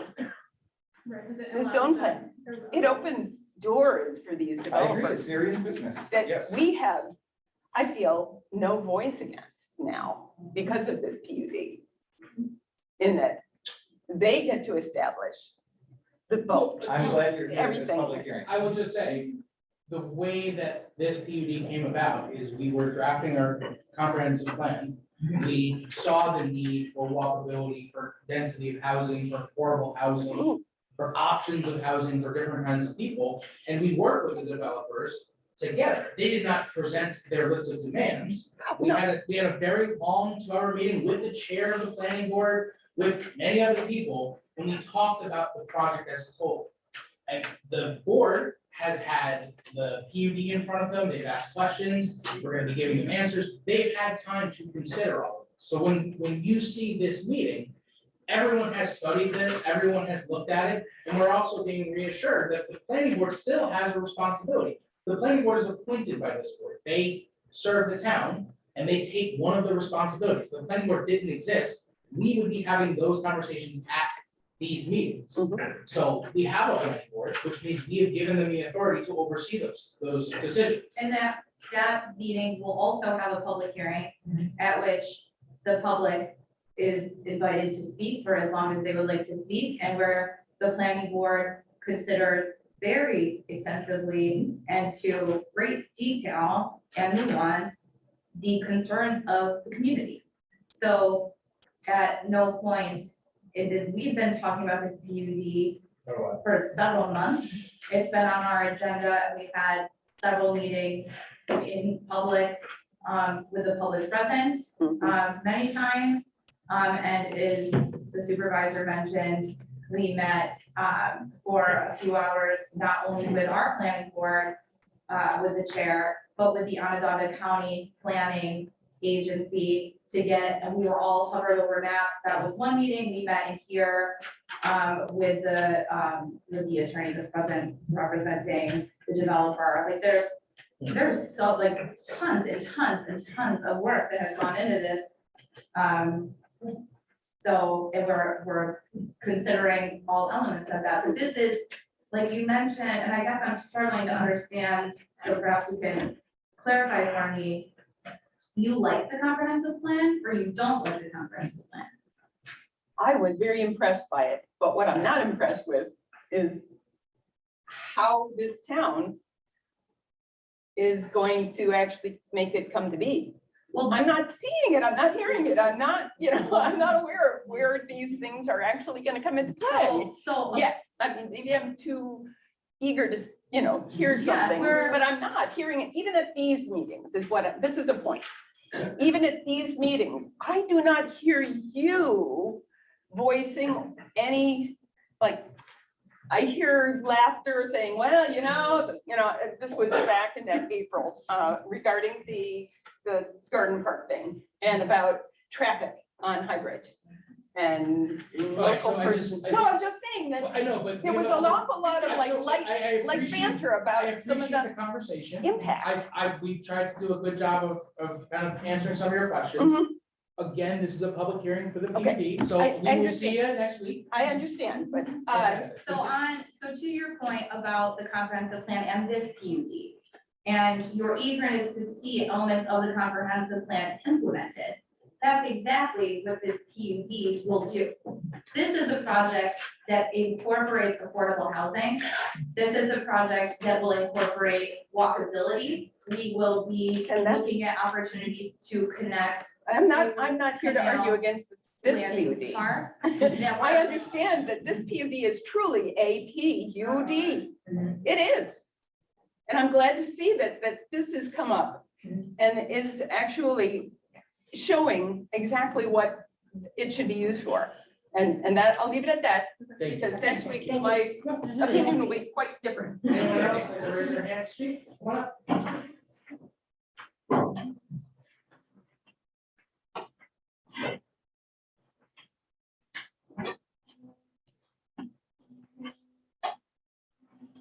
My name is Kathy Howe, and I came with my husband tonight because I received the letter in the mail. I also came to the planning board and spoke at that because I also received a letter in the mail that I am 1,000 feet away from this proposed change. And when I came to the earlier planning board meeting, I don't know when it was, maybe February or so, I left still not knowing what it was going to be. And when I asked the question, because I sat here and said, oh, probably no impact on traffic, probably little impact. And I asked, I said, how can we know that? Because we don't know the plan. And they said, oh, no, we don't know the plan yet, but that's what we're working on. And tonight, I guess, I kind of agree with her. What I would have liked to have seen is not the actual, this is going to be it, but maybe a little bit of, this is kind of what we're thinking of.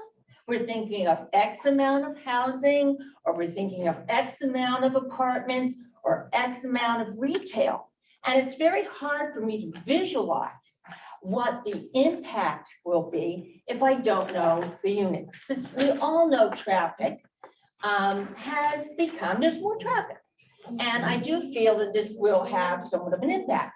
And I do feel the need to have affordable housing, to have walkability. I worked on sidewalks, which was not easy, probably 30 years ago, finally got one on Brooklyn Drive, but it wasn't through me. They didn't work when I tried. And I do hope, I'm going to say that right now, that whatever you do, you have sidewalk accessibility throughout the entire thing. The other thing I think I guess as long as we're talking about improvements and you're there, are bicycles. I will ride my bike just about only on the canal. I just get very nervous when a car is there, but I drive my car around and I have to go near bicycles that are there. And I'm really careful when I see a bicycle, you know, I'm slowing down, I'm trying to move over, but there's also cars coming at me. There's someone behind me and I don't want to cause an accident because I've overreacted to someone. So I would like you to also be thinking about that as you do. And also if you could, I think I agree, if you could give us a little bit more information. It's very, you know, even if you just had possibly a little few things, so I was wondering how many access roads are going to come on to, Well, so I don't know. the documents we do have has the full map and where all the roads are.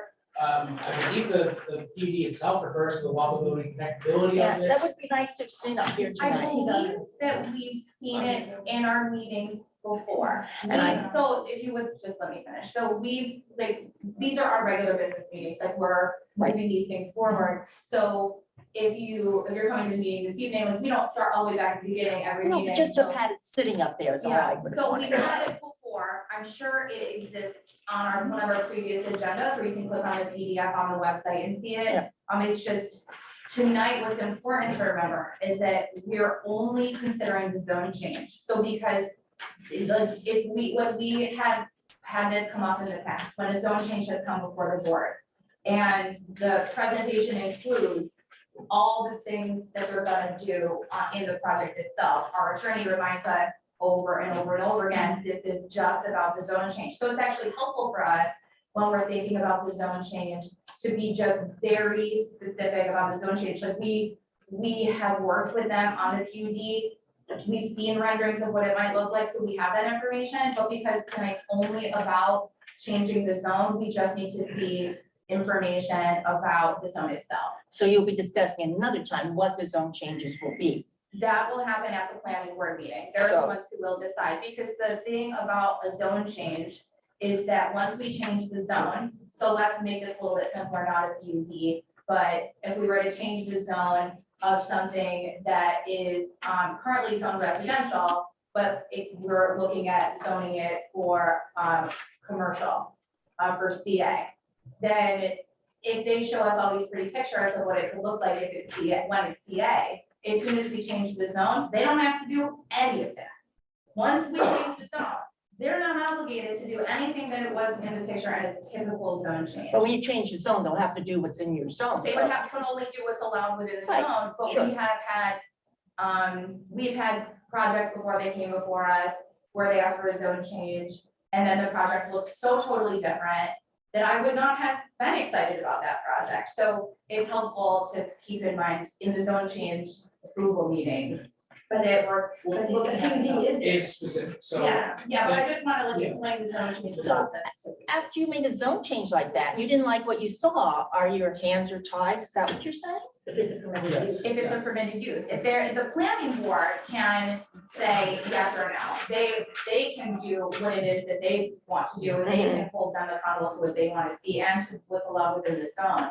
But that's why we have to take the zone changes so seriously. The PUD is different because we're working with them on a very, very specific zone that they would be obligated to meet the requirements of. That's the benefit of the PUD, is the fact that we have more control. But what the renderings are of exactly what the buildings will look like and all of that, that will still go to the planning board. Okay, thank you. Thank you very much. Anyone else? Should we keep this open?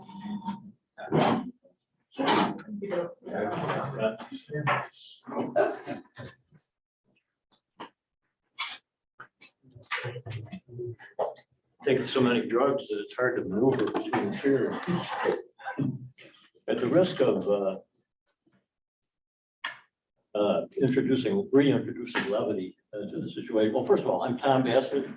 I've been I and my family have been a residents of the town of Manlius on Darbury Lane since 1979.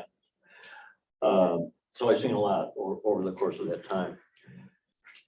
But the reason I shouldn't mention this, but seeing a bunch of young kids here going to IC school reminds me that I should have sent my 5 kids to that school. I probably will have that Catholic guilt forever going forward. Secondly, to watch Jonathan Karp, who's the son of Steve Karp, with whom I had real estate battles over so many decades. Okay, so anyway, I have a daughter-in-law who is works for a bank that funds affordable housing. There's a clear need for affordable housing within the town. We all know that. I've looked at this plan, both the Twin Ponds District Plan as well as the Planning Board resolution that is on the website. And I'm supportive of the plan. The utilization of that particular property seems ideal. It's a planned unit development. The change of the zone will allow the flexibility, as has been said, on the part of the developer to mold the project in phases as it goes along. But then the town, through the planning board, as has been observed, retains the ability to control that development by the site plan reviews that have to be made. So the description of the intent of the plan is clear. It would create additional apartment housing. It would create additional townhouse residential units. It would substantially increase the total amount of affordable housing in the town. And especially with the requirement that in the plan that the provision for so-called workforce housing be supplied. And that would enable people who might not ordinarily be able to afford housing within the town to actually occupy, buy a unit or rent a unit that they wouldn't otherwise be able to afford, because they'd be able to acquire that at below market rent. Then the site is ideal. It's across from the senior citizen development. The entrance road would be right there across from the existing traffic light. There isn't a lot of nearby residential housing which might object to the plan. So, and it's extremely well thought out, in my opinion. The developer has an excellent reputation in the community.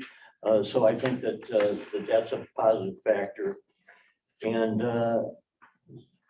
so but again, looking at the plan itself, the intent is accurately described.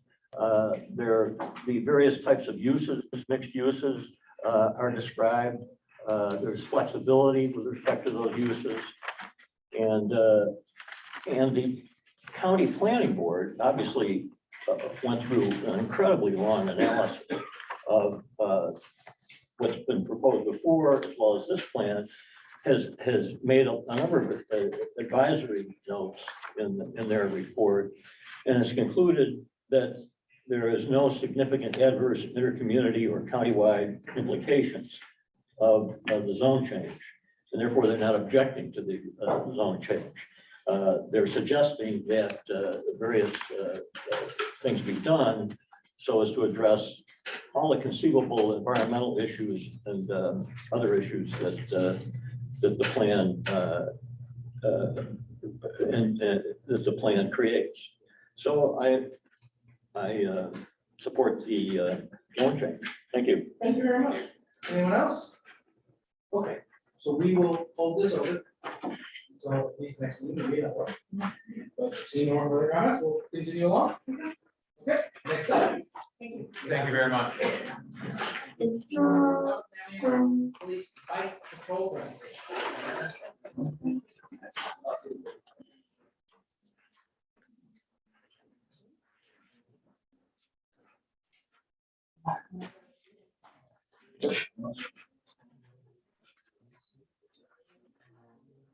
Want me to do it?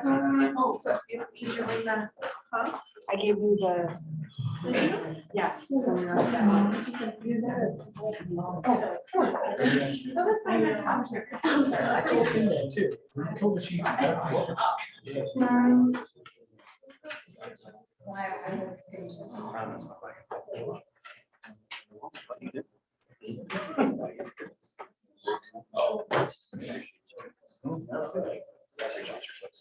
Yeah.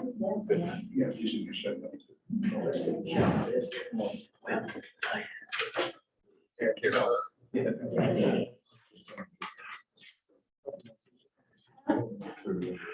Oh, mine is.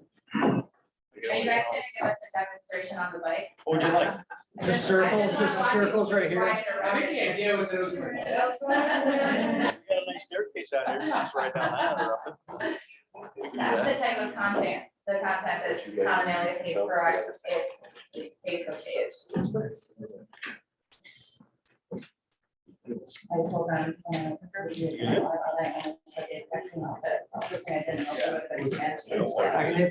know. That's just kind of rude, but all right. Okay.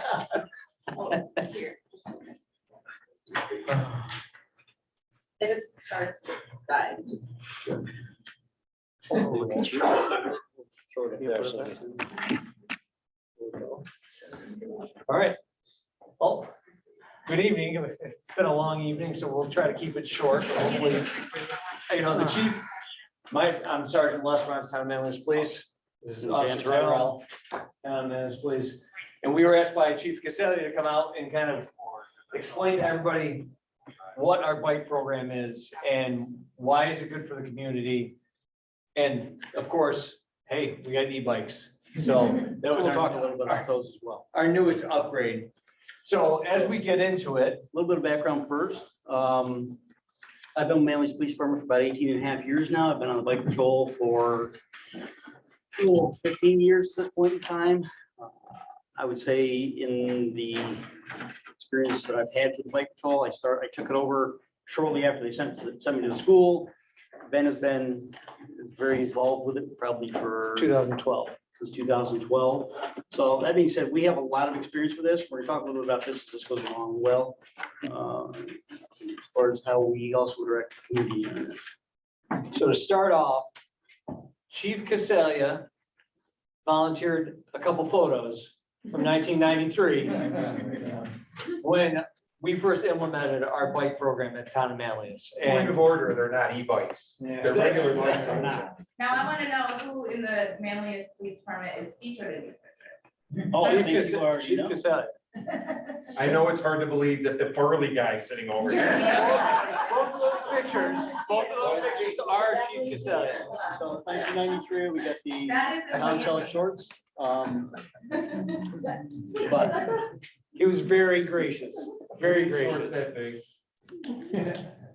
All right, so getting in there, why bikes? Wait a Well- second, I recognize one of those kids. Does Kay recognize any of those children?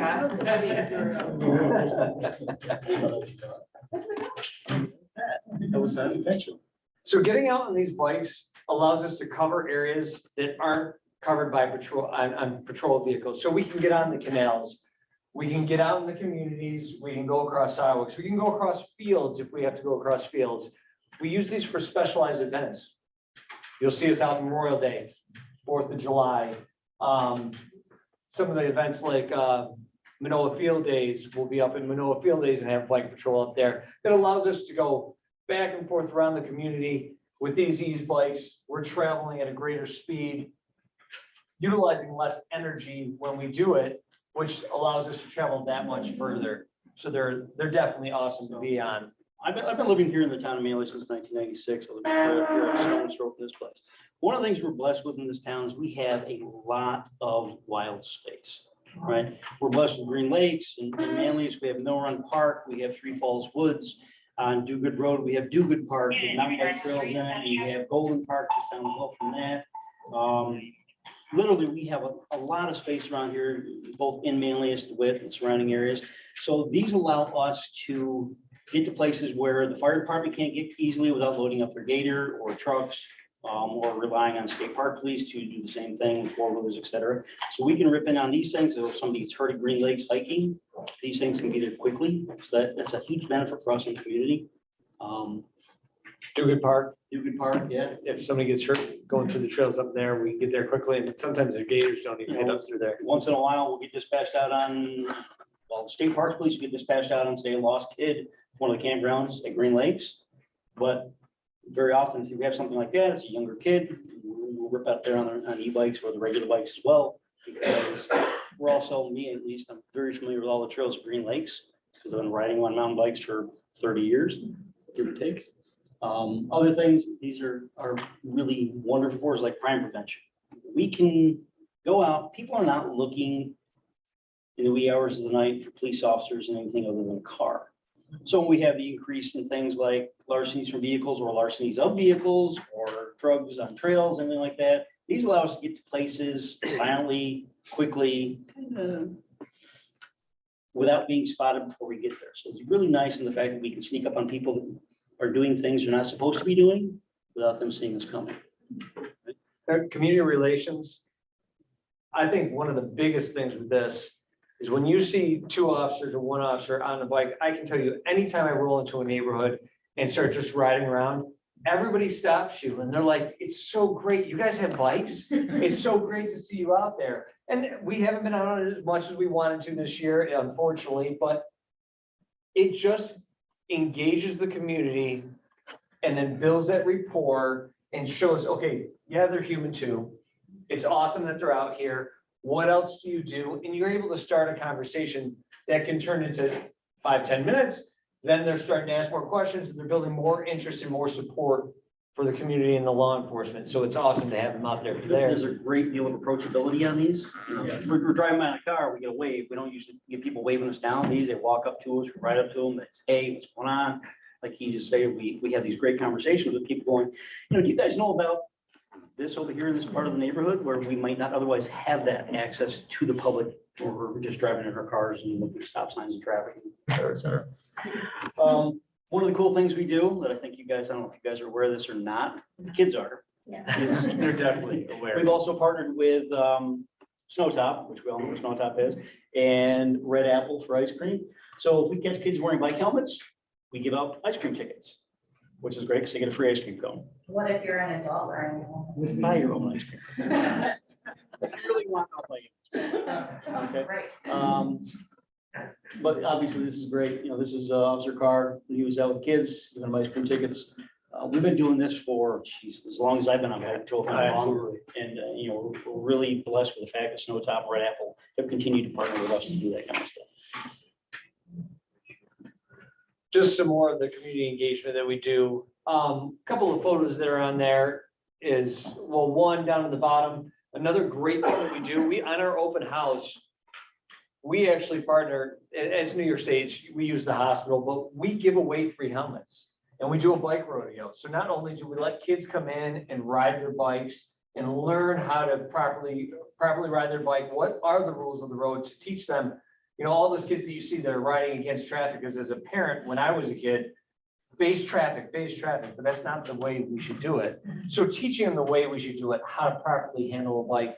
And then if they need a helmet, we went through every single helmet we had when we did this program, and we get more, and they come back and they'll give us more helmets. So we're able to do that every year and show them, okay, this is why it's safe. And Dan tells a story of cracking his helmet on the ground and what the actual helmet company said regarding that. So Real quick, like, the great thing about giving out the helmets, we keep a supply them in the cabinet in the front lobby of the PD. So that if somebody shows up and goes, my kid doesn't have a helmet, we give them a helmet, we're preparing it. I'm a huge fan of helmets based on an accident I had probably 15, 20 years ago at this point in time. Right, literally there. I left my house, I had a flat tire and I skipped a couple steps to place the tube, a bunny hop or pothole down here, woke up about a half an hour later. 3 broken ribs, 7 stitches in my elbow, cracked my helmet in 2 pieces. Had a pretty good concussion. So it's a great education piece for parents as well, because how often you see parents riding along with the kids are wearing the helmets, but the parents are like, I don't need one, right? So it's a great tool for us as well. Go, no, they work great for you too, because trust me on this, I put 2,000-3,000 miles a year on a bicycle, and I've wrecked 2 helmets in the last 3 years. So, you know, they work. They really definitely work. Other things we do, you know, we do like Wicked Woods will do, Halloween we'll get out sometimes. If we have the staffing ability to do it, give out glow sticks, you know, engage the kids so we can give things to make them more visible. well, we went one too far. Oh, why'd you do that? That's a great picture. Okay, community engagement. This was fun. When I was a Cyro up at FM High School and I got on the bike, I got certified mountain bike. We're like, I'm at the school. What better way to interact with the kids? Let's start a mountain bike club. My daughter had the great idea, hey, I want to start a mountain bike club. I said, okay, we'll find out from the school what you need to do. And the school said, well, you need 2 adults to supervise. One of them has to be associated with the school. He was a school resource officer. So in 2012, we started a mountain bike club at FM. And my daughter did that through high school. I think she was not here when it started. Since that point in time, it's morphed into something much, much more. Okay, it changed from just a FM mountain bike club to the FM Sharks. It became a team. NICA got involved, which is the National Interscholastic Cycling Association. It morphed more because we had a whole bunch of kids from surrounding communities, not just FM that wanted to be in it. So now it's the CNY composite team. So it's a composite team. We've got kids from Chittenango and Canastota and Syracuse and surrounding areas. So we went from a club that initially had 5 kids in it, including my daughter, to about 80 kids on the team. Now, because it's a NICA team, mountain biking has really taken off in the last 10 years or so. So there's teams all over the state, all over the country. So the team travels all over New York State and does this. In the spring, we do like 6 different races across New York State. We have a couple of kids on the team that are nationally ranked at this point in time. So that's part of the community engagement. And one of the cool things too is like when I'm not working, I coach the team, right? I've been doing that now. I got back into coaching team. I fell off it for a little while. After my daughter graduated, I'm back coaching now for probably 5 years. And so when I'm coaching, when I'm not working, I'm coaching the team Tuesday, Thursday, Saturdays. But when I am working, I've had the opportunity a couple of times to not coach the team, but supervise, riding an e-bike and wearing a uniform, and patrolling Green Lakes where we do good part, or some of the areas in the town that we'd be riding anyways. So it's great for community engagement. It's great for getting the kids out on the bikes. It's great to see, hey, the cops are doing the same cool stuff we're doing. And this picture in particular is over at Split Rock and Camillus, where I reside over in Camillus. And I met up with them and we went out, so even on our time off, like you were saying, so we're out interacting with this team that's local to our Dark community. shirt with a black helmet about 3 in from the right. That's me. Ben's in the back and a white t-shirt in the middle. I can spot both. You're like little blurs. Little blurs, but we're there, right? So we'll try to go into it pretty quick. We don't want to carry this on forever, but in 2020, Dan and I spent months taking the DCJS bike course. So New York State's bike course, what New York State uses, and we revamped it. We're on new bikes, we're on bigger bikes, different size wheels, different turning radius. E-bikes. And so we went through and basically created it, took the program and modified it to actually fit everything that we're doing and how we're utilizing it in the bikes and materials that we're actually utilizing now. It kind of started this whole process because we wanted to send more people to a bike school. Bike schools were few and far between. You might go 2-3 years sometimes of anybody putting on a bike school. And we started looking at it, and well, we're both certified instructors. And we decided, well, what would we have to do to teach a course? Well, the manual that DCHS had was last updated more than 20 years ago. So things were a little outdated. You went from, a triple ring up front to a single. You went from 26-inch wheels to 29. Everything had changed, rim brakes, disc brakes. So we literally went through line by line in DCHS course and we wrote it. And the reason that's up there is if you look on there, both of our names are in the authored by section. Part of that. Just added to, we didn't take anybody's name out. Kind of like we're proud of, well, not even kind of, we are proud of the fact that Manlius is usually leading the way. We're leading the charge of things. We're taking the reins, so to speak.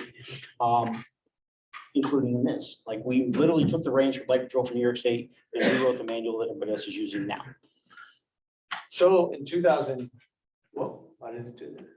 No, don't end this show. In 2020, we went ahead and started our first school, putting on a bike school. And this is a little clip from it, kind of showing you some of the stuff that we do.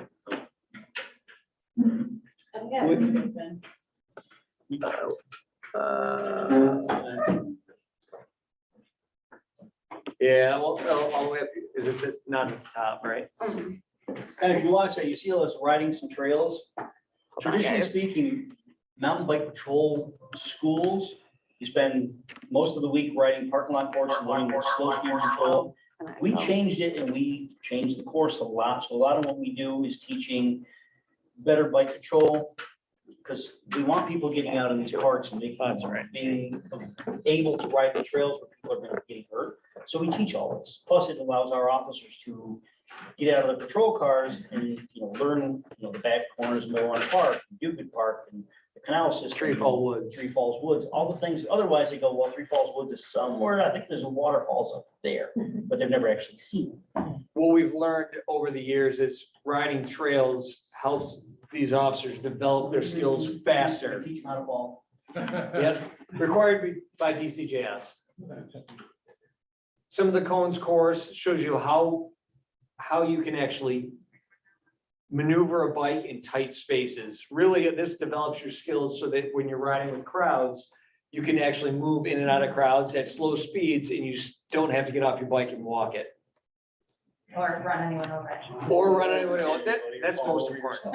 Don't run anyone over. And we teach little things like, riding downstairs, but we also teach riding upstairs, which people when you ride upstairs, we ride upstairs. Believe it or not, it's possible. A lot of stairs.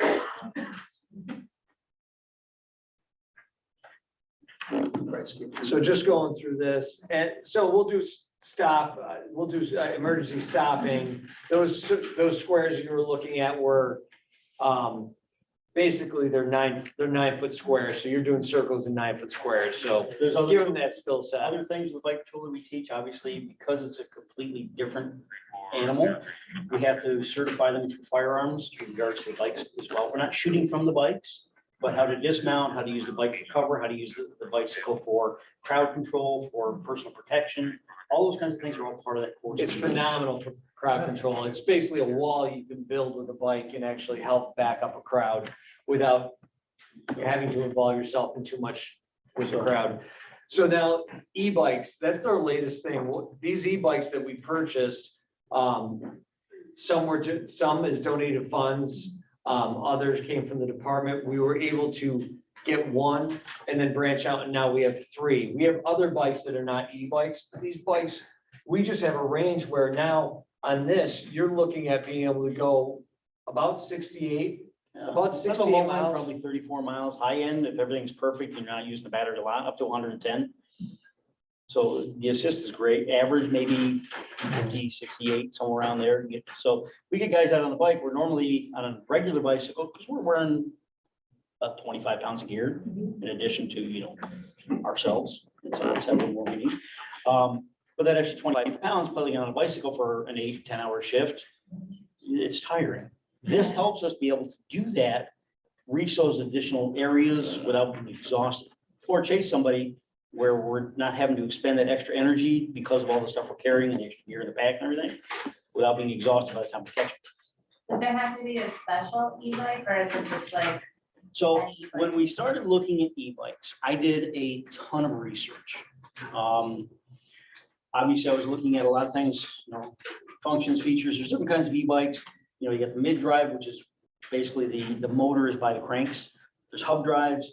I did a lot of research as to what the benefits for each one were, the different types of batteries, different types of motors, which ones were most reliable, and affordability came into the factor as well. Like you can literally spend $15,000 on an e-bike if you want to. But these, Giant had some really great features, really good warranties, really excellent batteries, Good Yamaha motors. They had all the features and functions we wanted. I researched these things for months before I kind of settled on these. The black motor is the first one that we got. We were the first agency in Onondaga County to pick up e-bikes. And now since 2020, we've put on 2 more mountain bike courses. Our last one was this year. Along with that, we've started teaming up with Cortland State University. Is that right? SUNY Cortland. And we actually go down there and teach their bike course, and they come up here and teach our bike course. And their bike course this year, because they just have a larger facility, we did over 50, we had over 50 students in that class, They're all law enforcement? all law enforcement from across the state. People are calling us and we're turning them away for our bike school that we have here. We had several people, we had to recommend to go to Cortland, and they were like, we really want to go to yours. We're like, well, we're also teaching the course. Like, well, okay. Because the word that, how we're teaching the course, what we're, putting into the course has really gotten out, and people really like what we're doing. At least that's what we've been told. Is that a revenue source for the town or? Not yet. It was something that was talked about, that going forward, we might then put a fee to it for other outside agencies, but it allows us to teach our own guys, continue to build the program and utilize it. So we control what our guys are learning. So they're learning how we want to do things in Manlius. So it gives us that ownership, so to speak. Yeah. But in one of those courses, we had 8 officers from Syracuse Police Department. And we gave them a chance to touch these e-bikes and told them the benefits to these e-bikes and showed them how to ride these things and best utilize them. And in doing that year, right after the course, I got a call from one of their captains saying, what bikes did you buy? Where did you get them? How much were they? We want them. They initially bought 2. I believe this year, after this bike course, they bought 8 more. And then going into that, this is them featured on the news on well, it wasn't supposed to play, well, you're not gonna hear it anyways, but talking about how beneficial these bikes are and being out in the community on a bike, even in the city of Syracuse. It doesn't matter where you are, to be out in the community and rolling around, having people, interacting with people, the areas you can get to. And he did comment on how quick we can pedal at 20, 25 miles an hour with minimal effort. Dan and I made it from the PD to here tonight in 10 minutes on the e-bikes. And we were having a conversation, just hanging out. Breathing hard. So I it's, know some people who commute from Fayetteville to Syracuse every day for work on an e-bike. we used to do that on road, well, I used to do that on road bikes when I went down in Stratford. I was so impressed with these things. At this point in time, I bought one for my daughter to get around while she was living off campus down at SU, because it made more sense than a car, to drive to Manly Fieldhouse, take a bus. I bought one for my wife because, if I'm riding my mountain bike, she can't keep up with me, and she feels guilty for making me wait. So now I have to struggle to keep up with her, which is good for me, and bragging rights for her. I think that is really it. I don't want to keep, I know that it's been a long time. We don't want to keep, does anybody have any questions about anything with the e-bike or our program? No, thank you. Yeah, keep giving away the helmets. 'Cause it's disturbing to see people not wearing them. Like I said, I've broken 2 in the last 3 years, and Especially with some of the accidents we've had Do you recently. do the It's helmet unfortunate. program with skateboarders also? Because I We know that don't- we lost we- that community member Yeah. this year, and I still see kids that within just a couple of days of that horrifying accident, I saw kids without helmets, on skateboards in the street.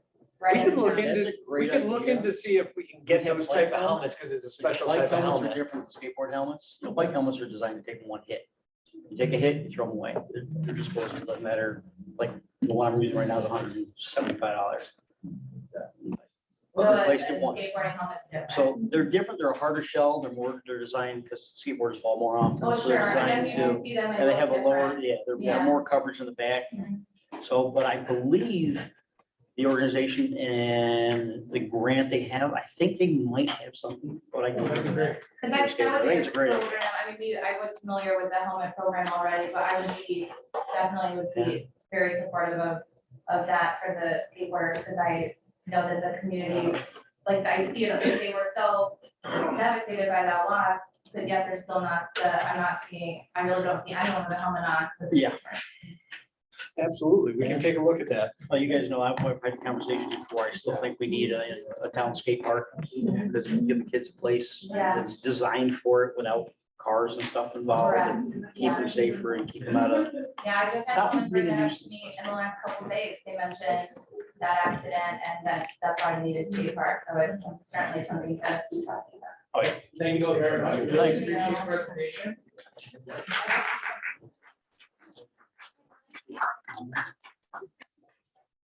I making a comment because her hair is so curly that she needs, like, she like can't get a helmet to just push her hair down enough. It's just a very. Okay, so next up on the agenda, I have here the 2024 tentative budget presentation and adoption. Oh, not adoption. Do we have a motion for that? Motion to accept, which is the 20. Yeah. I have accepted, the second is getting it. Yeah, that's it, I know, so. Motion to give the 2024 tentative budget as presented by the town supervisor. I'll second. All those in favor? Opposed? Motion carries. No, okay. Yeah, so that will be, you'll all receive a PDF version of that. We'll have that on the website hopefully tomorrow. And just a reminder, the tentative budget. This is an opportunity to take what the department heads have submitted. Some of my own opinions about our budget, conversations with the town manager, deputy town manager, comptroller, department heads, and to try to put something together that sets us on the right path towards the budget. In the past, we've had, we were just looking at it today, through the preliminary and final process, up to $1 million changing from budget to budget. So this is in no way set in stone. This is my recommendation to the board as kind of a jumping off point. One of the key things we did with this budget right here is kind of continue and wrap up a lot of the response to that pay equity study we did. As we all know, it's hard to keep employees, it's hard to hire new ones, so we just want to make sure that the people who are our government, our town employees, are being fairly compensated, not only within the organization, but also considering external factors. So, thank you. So, there's a couple dates. I will make a motion to set a date for public hearing on October 18th, 2023 at 6:35 p.m. in the matter of the 2024 Fayetteville Fire. I'll second. All those in favor? Aye. Opposed? Okay. Let's keep it going, Sarah. No, you go, yours now, yours. Okay, I'll make a motion to set a date for public hearing on October 18th, 2023 at 6:35 p.m. in the matter of the 2024 Manlius Fire contract. I'll second. All those in favor? Aye. And I'll go third. Motion is set. Let's make a motion to set a date for public hearing on October 18th, 2023, 6:35 p.m. in the matter of the 2024 Manoa fire contract. I'll second. All those in favor? Aye. Opposed? Okay, motion carries. And I am working on those presentations, so people will have that information before the 18th and just. So next up, we'll have code enforcement officer Tom Boyders, top of unsafe building, item 13, at 6602 Fremont Road. Thank you. We're just gonna. Oh, okay. We're gonna have another Yeah, one. we're gonna let you guys keep it up, figure it on our own. Okay, so I know this is we've been working on this. This property, 6602 Fremont Road, has been on the code enforcement's radar since January, when we first cited that. We've reached back out to them continuously, as outlined in the report. On July, we notified them that this proceeding would take place. And then on September 31st, when the special election happened, I pushed it off until today. So they have been notified. Number 10 on the report will show that they did try to obtain a permit to repair the roof, although what they considered a repair was essentially just putting new shingles on it and not addressing any of the structural items for the home. When that happened, the individual who is obtaining the permit lives in Texas. His contractors who are local went to the home, and that is where number 11 comes into play. The individual emailed me and stated that we're working on, well, I've been to this property while working under Stephen Jones, and we have told him numerous times this basement is flooded with diesel fuel and water all the way up to the third step from the top of the basement. Oh my When we told him, he told us not to worry about it, and we bid to pump the basement. The mold in that house is so deep throughout the floors are soaking wet in the first floor. And the main walls of the house facing the road are all deteriorating. The first floor wall has started collapsing, but with the roof also collapsing. So that would require a design professional's review of the home for the structural integrity of it. this serves, accepting this report as outlined in the motion would start the process. 1 second, I'll read that, which essentially gives them 49 days until the public hearing. So I'm sure you as the town board, if you were to approve this motion and they were to come in with the appropriate construction documents with the architectural review, would stop the demolition. If that does not happen though, and it is not, a permit is not obtained for this, I would recommend the demolition of this building because it is imminent danger and demise. First, there's a public hearing. Yes, So this would be the similar process to that structure. correct. Tom, is there any evidence of any squatters or anybody residing or attempting? There, so we posted on July 27th, Michael Gravelding went out there to do an inspection of the property. I did not go. And he reported back to me on the 31st. I went and put a do not enter on the structure. And at that time, a black car was noted there. I have not personally been inside, but there are other houses in the town that when vacant do have kind of looting in them where they're looking in, burglary presence. That car that was noted there on site was not any of the contractors that were going there to the site to look at the house initially.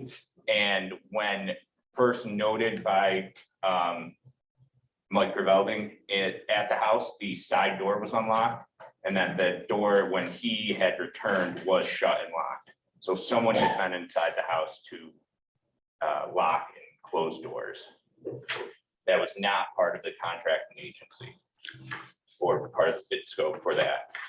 So in terms of the timeframe, it sounds like there's prescribed steps that have to happen. So 49 days from today, if we vote for this, would be a public hearing. And then after that would be the 30 days notice and then. So you have to give in 30 days begin securing or fixing the building. If he doesn't finish within, I think it's 60 days, then you can go forward and in the public hearing, take the building down if you feel it's unsafe. We're just setting the date, assuming that he will not respond in that 30 days. If he does respond in those 30 days, no, we just don't, and if he complies, then we will hold a public hearing. We won't teach on it. So this paperwork says the public hearing will be scheduled for November 15th though. Yeah. That's not 60 days. We just set it out in the future so that we can have a sense of whether he's gonna comply within 30 days. If he doesn't begin to comply, he's got 60 days, I think, ultimately. And I believe the public hearing is 30 days out after notification, 60 days to commence or to finish if they don't have any, if there's no show of 30 days from today. Trying to resolve No the sign of issue. progress in 30 days, we won't vote here. Yes, in November. Okay, in November. And Okay, so it's not 60 days, it's November 15th, it'll be 60 days. what we'll do is that that day, we hold a public hearing, we won't know whether or not any action is being taken. And then you can extend out the public hearing, you can extend, if you feel like some action is being taken, then you can work with it. But up until now, All right, I'd like to make a motion to adopt the resolution authorizing the adoption of the code enforcement officer's report and setting a date for a public hearing on November 15th, 2023 at 6:35 PM in the matter of unsafe building proceedings for the property located at 6602 Fremont Road. All those in favor? Opposed? Okay, thank you. Thank you very much. Thank Have a you. good night. Okay, so we'll go back to item 12, the public hearing for the local law to override property tax cap.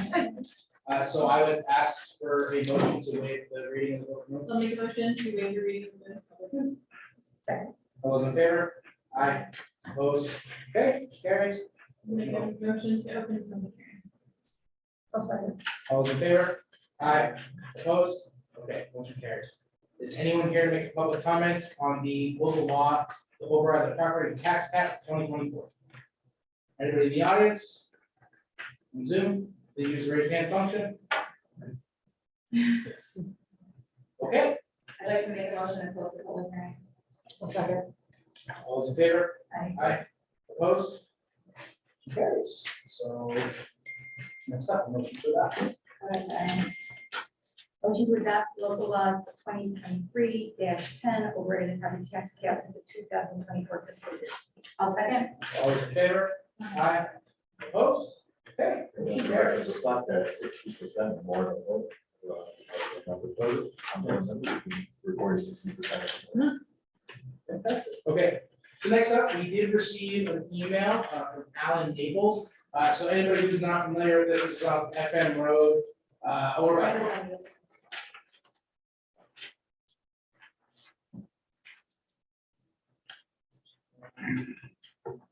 don't know. So basically, when there are speed limits that people would like to change, they can make a request to us. We then fill out a T9 and Rebecca Coe. We will then send out a T9 to the DOT to ask them to take a look and consider a speed change. And so we've received an email. There's 3 roads here in particular. It is it Meadow Drive. Yes. So anybody not familiar, Hunt Lane is kind of the way you can get from FM Road over to 92. And the letter references that people will use Wheeler, Old Dyke, and Meadow as a cut. So we are being asked to send a T9 to the DOT and ask and see if they'd like to make an adjustment. So I have a question on this, because right now the speed limit is 30, but the lowest we can go is 25. Yes, yeah, the ask is for 10 and that's, we're not allowed to do it, but we will do our due diligence to send it to the DOT. If you guys want to. In the arrow, do we want to try to do it on 25 or? No, we need them to, we can't change it without. No, they DOT. don't do that. However, I did speak to Highway Superintendent Cushing, and he can put up one of those electric sign things. They're not here yet, they should be here in 2 or 3 weeks, and we will put one of them on. Yeah. And you had mentioned the speed bumps. Yeah, so I We decided not to do the speed bumps because they did. The temporary ones So here? because the temporary ones have to be They nailed. do. Yeah.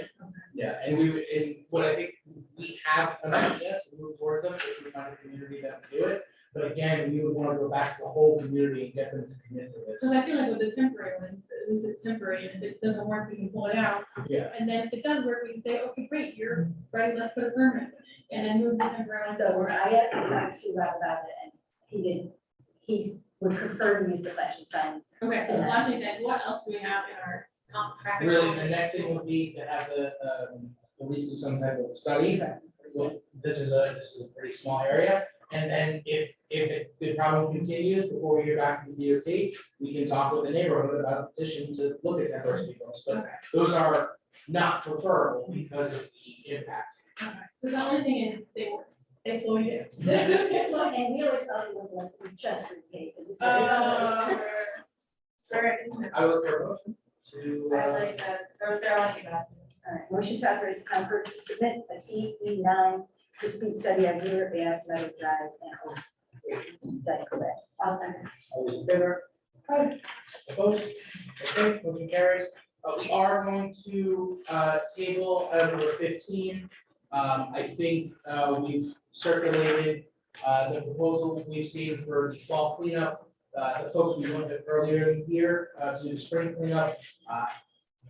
We have let them know that we are looking for the services we agreed to. We are waiting to see if they're gonna come back and take care of some of that work. But we do have, and if there's any questions, I think we sent out all 3 proposals. We saw for 2024 So we've got 4 proposals for 2024. Yeah. Talk to, she did her. Oh, yeah, there was a clear winner out of those, just cost wise. So we'll at some point be considering that for the 2024 year, but also if the current contractor does not work out for the fall cleanup, we have an alternative to go with. So that would either happen at our next meeting or the one to get the ground taken care of. So next up. Standard workday resolution. This is the adjustment that Judge Rothschild is sending in to clarify his standard workday. Motion to approve the 2023 standard workday resolution as presented. Second. All those in favor? Aye. Opposed? Okay, motion carries. So next up, I appreciate the authorization. Last time, I signed a lot of paper to set up our accounts with Wilmington Trust, and everything looks good. We're moving forward. Do you have the updated rate? I had figured Oh, out. perfect. So I would like, based on the conversation we previously had, I'd like to make a motion to authorize the purchase of a 6-month treasury bill in the amount of $2 million at the rate of 5.42% with M&T Wilmington Trust. 5.42. 5.42%. I'll second. All those in favor? Aye. Opposed? Okay, motion carries. Fantastic. Happy that we were able to make that work. Yes, pretty amazing. Yeah. That we're gonna be able to take advantage of that. All right, I'll be really quick on the next item. Unfortunately, Mr. Casella, our liaison, village is left for the evening, but following some recommendations from the intermunicipal deer committee members and their DEC and USDA partners, a community-wide survey was conducted for a period of 3 months, June through August, relating to the deer management program and its apparent utility. The purpose of the community input survey was to evaluate the perceived efficacy of the annual deer culling program through anecdotes collected from residents directly, related to specific observable factors that indicate deer presence and activity. Additionally, data from the town of Manlius Police Department vehicle incident reports were collected with specific attention to deer-involved collisions. These data reference the 4-year period, including the most recent culling period. Trend factors illustrate that the culling program does have impacts and yields observable outcomes in certain residential areas of the town and its villages. Several homeowners have made inquiries throughout the town's involvement with the deer management program, seeking remediation activities within their specific neighborhoods. So in order to evaluate realistic options for expanding the program by including more parcels in more areas of the town, the survey sought property owners to share their interests and location for USDA consideration. The results of the survey, 38 property owners responded. 13 of those were immediately interested in their property being included or considered for inclusion in the program. And 8 of those property owners were interested in finding out more. The TMPD data involved related to vehicle collisions with deer show an interesting trend of far less in 2023. Some notes on the resident survey. Again, 13 additional household property owners expressed interest in being considered for inclusion, and these properties are now under review with the USDA experts for viability. None of them may be viable, but they are all being given due consideration. And then the 8 other households are also under consideration with USDA and myself. And then there are some charts here for the town to consider, but the general trend here is that the program has had observable impact for folks. Questions related around, have you encountered more or less deer on your property? Most respondents report less. Landscaping or foliage damage to the property. Less or about the same. That's one of the chief complaints that keep coming back. It's the damage, not so much that they're present, but they're damaging my foliage. Takes on household members. This is not a surprise to me as somebody interested in the subject. Takes on pets and household members are about the same.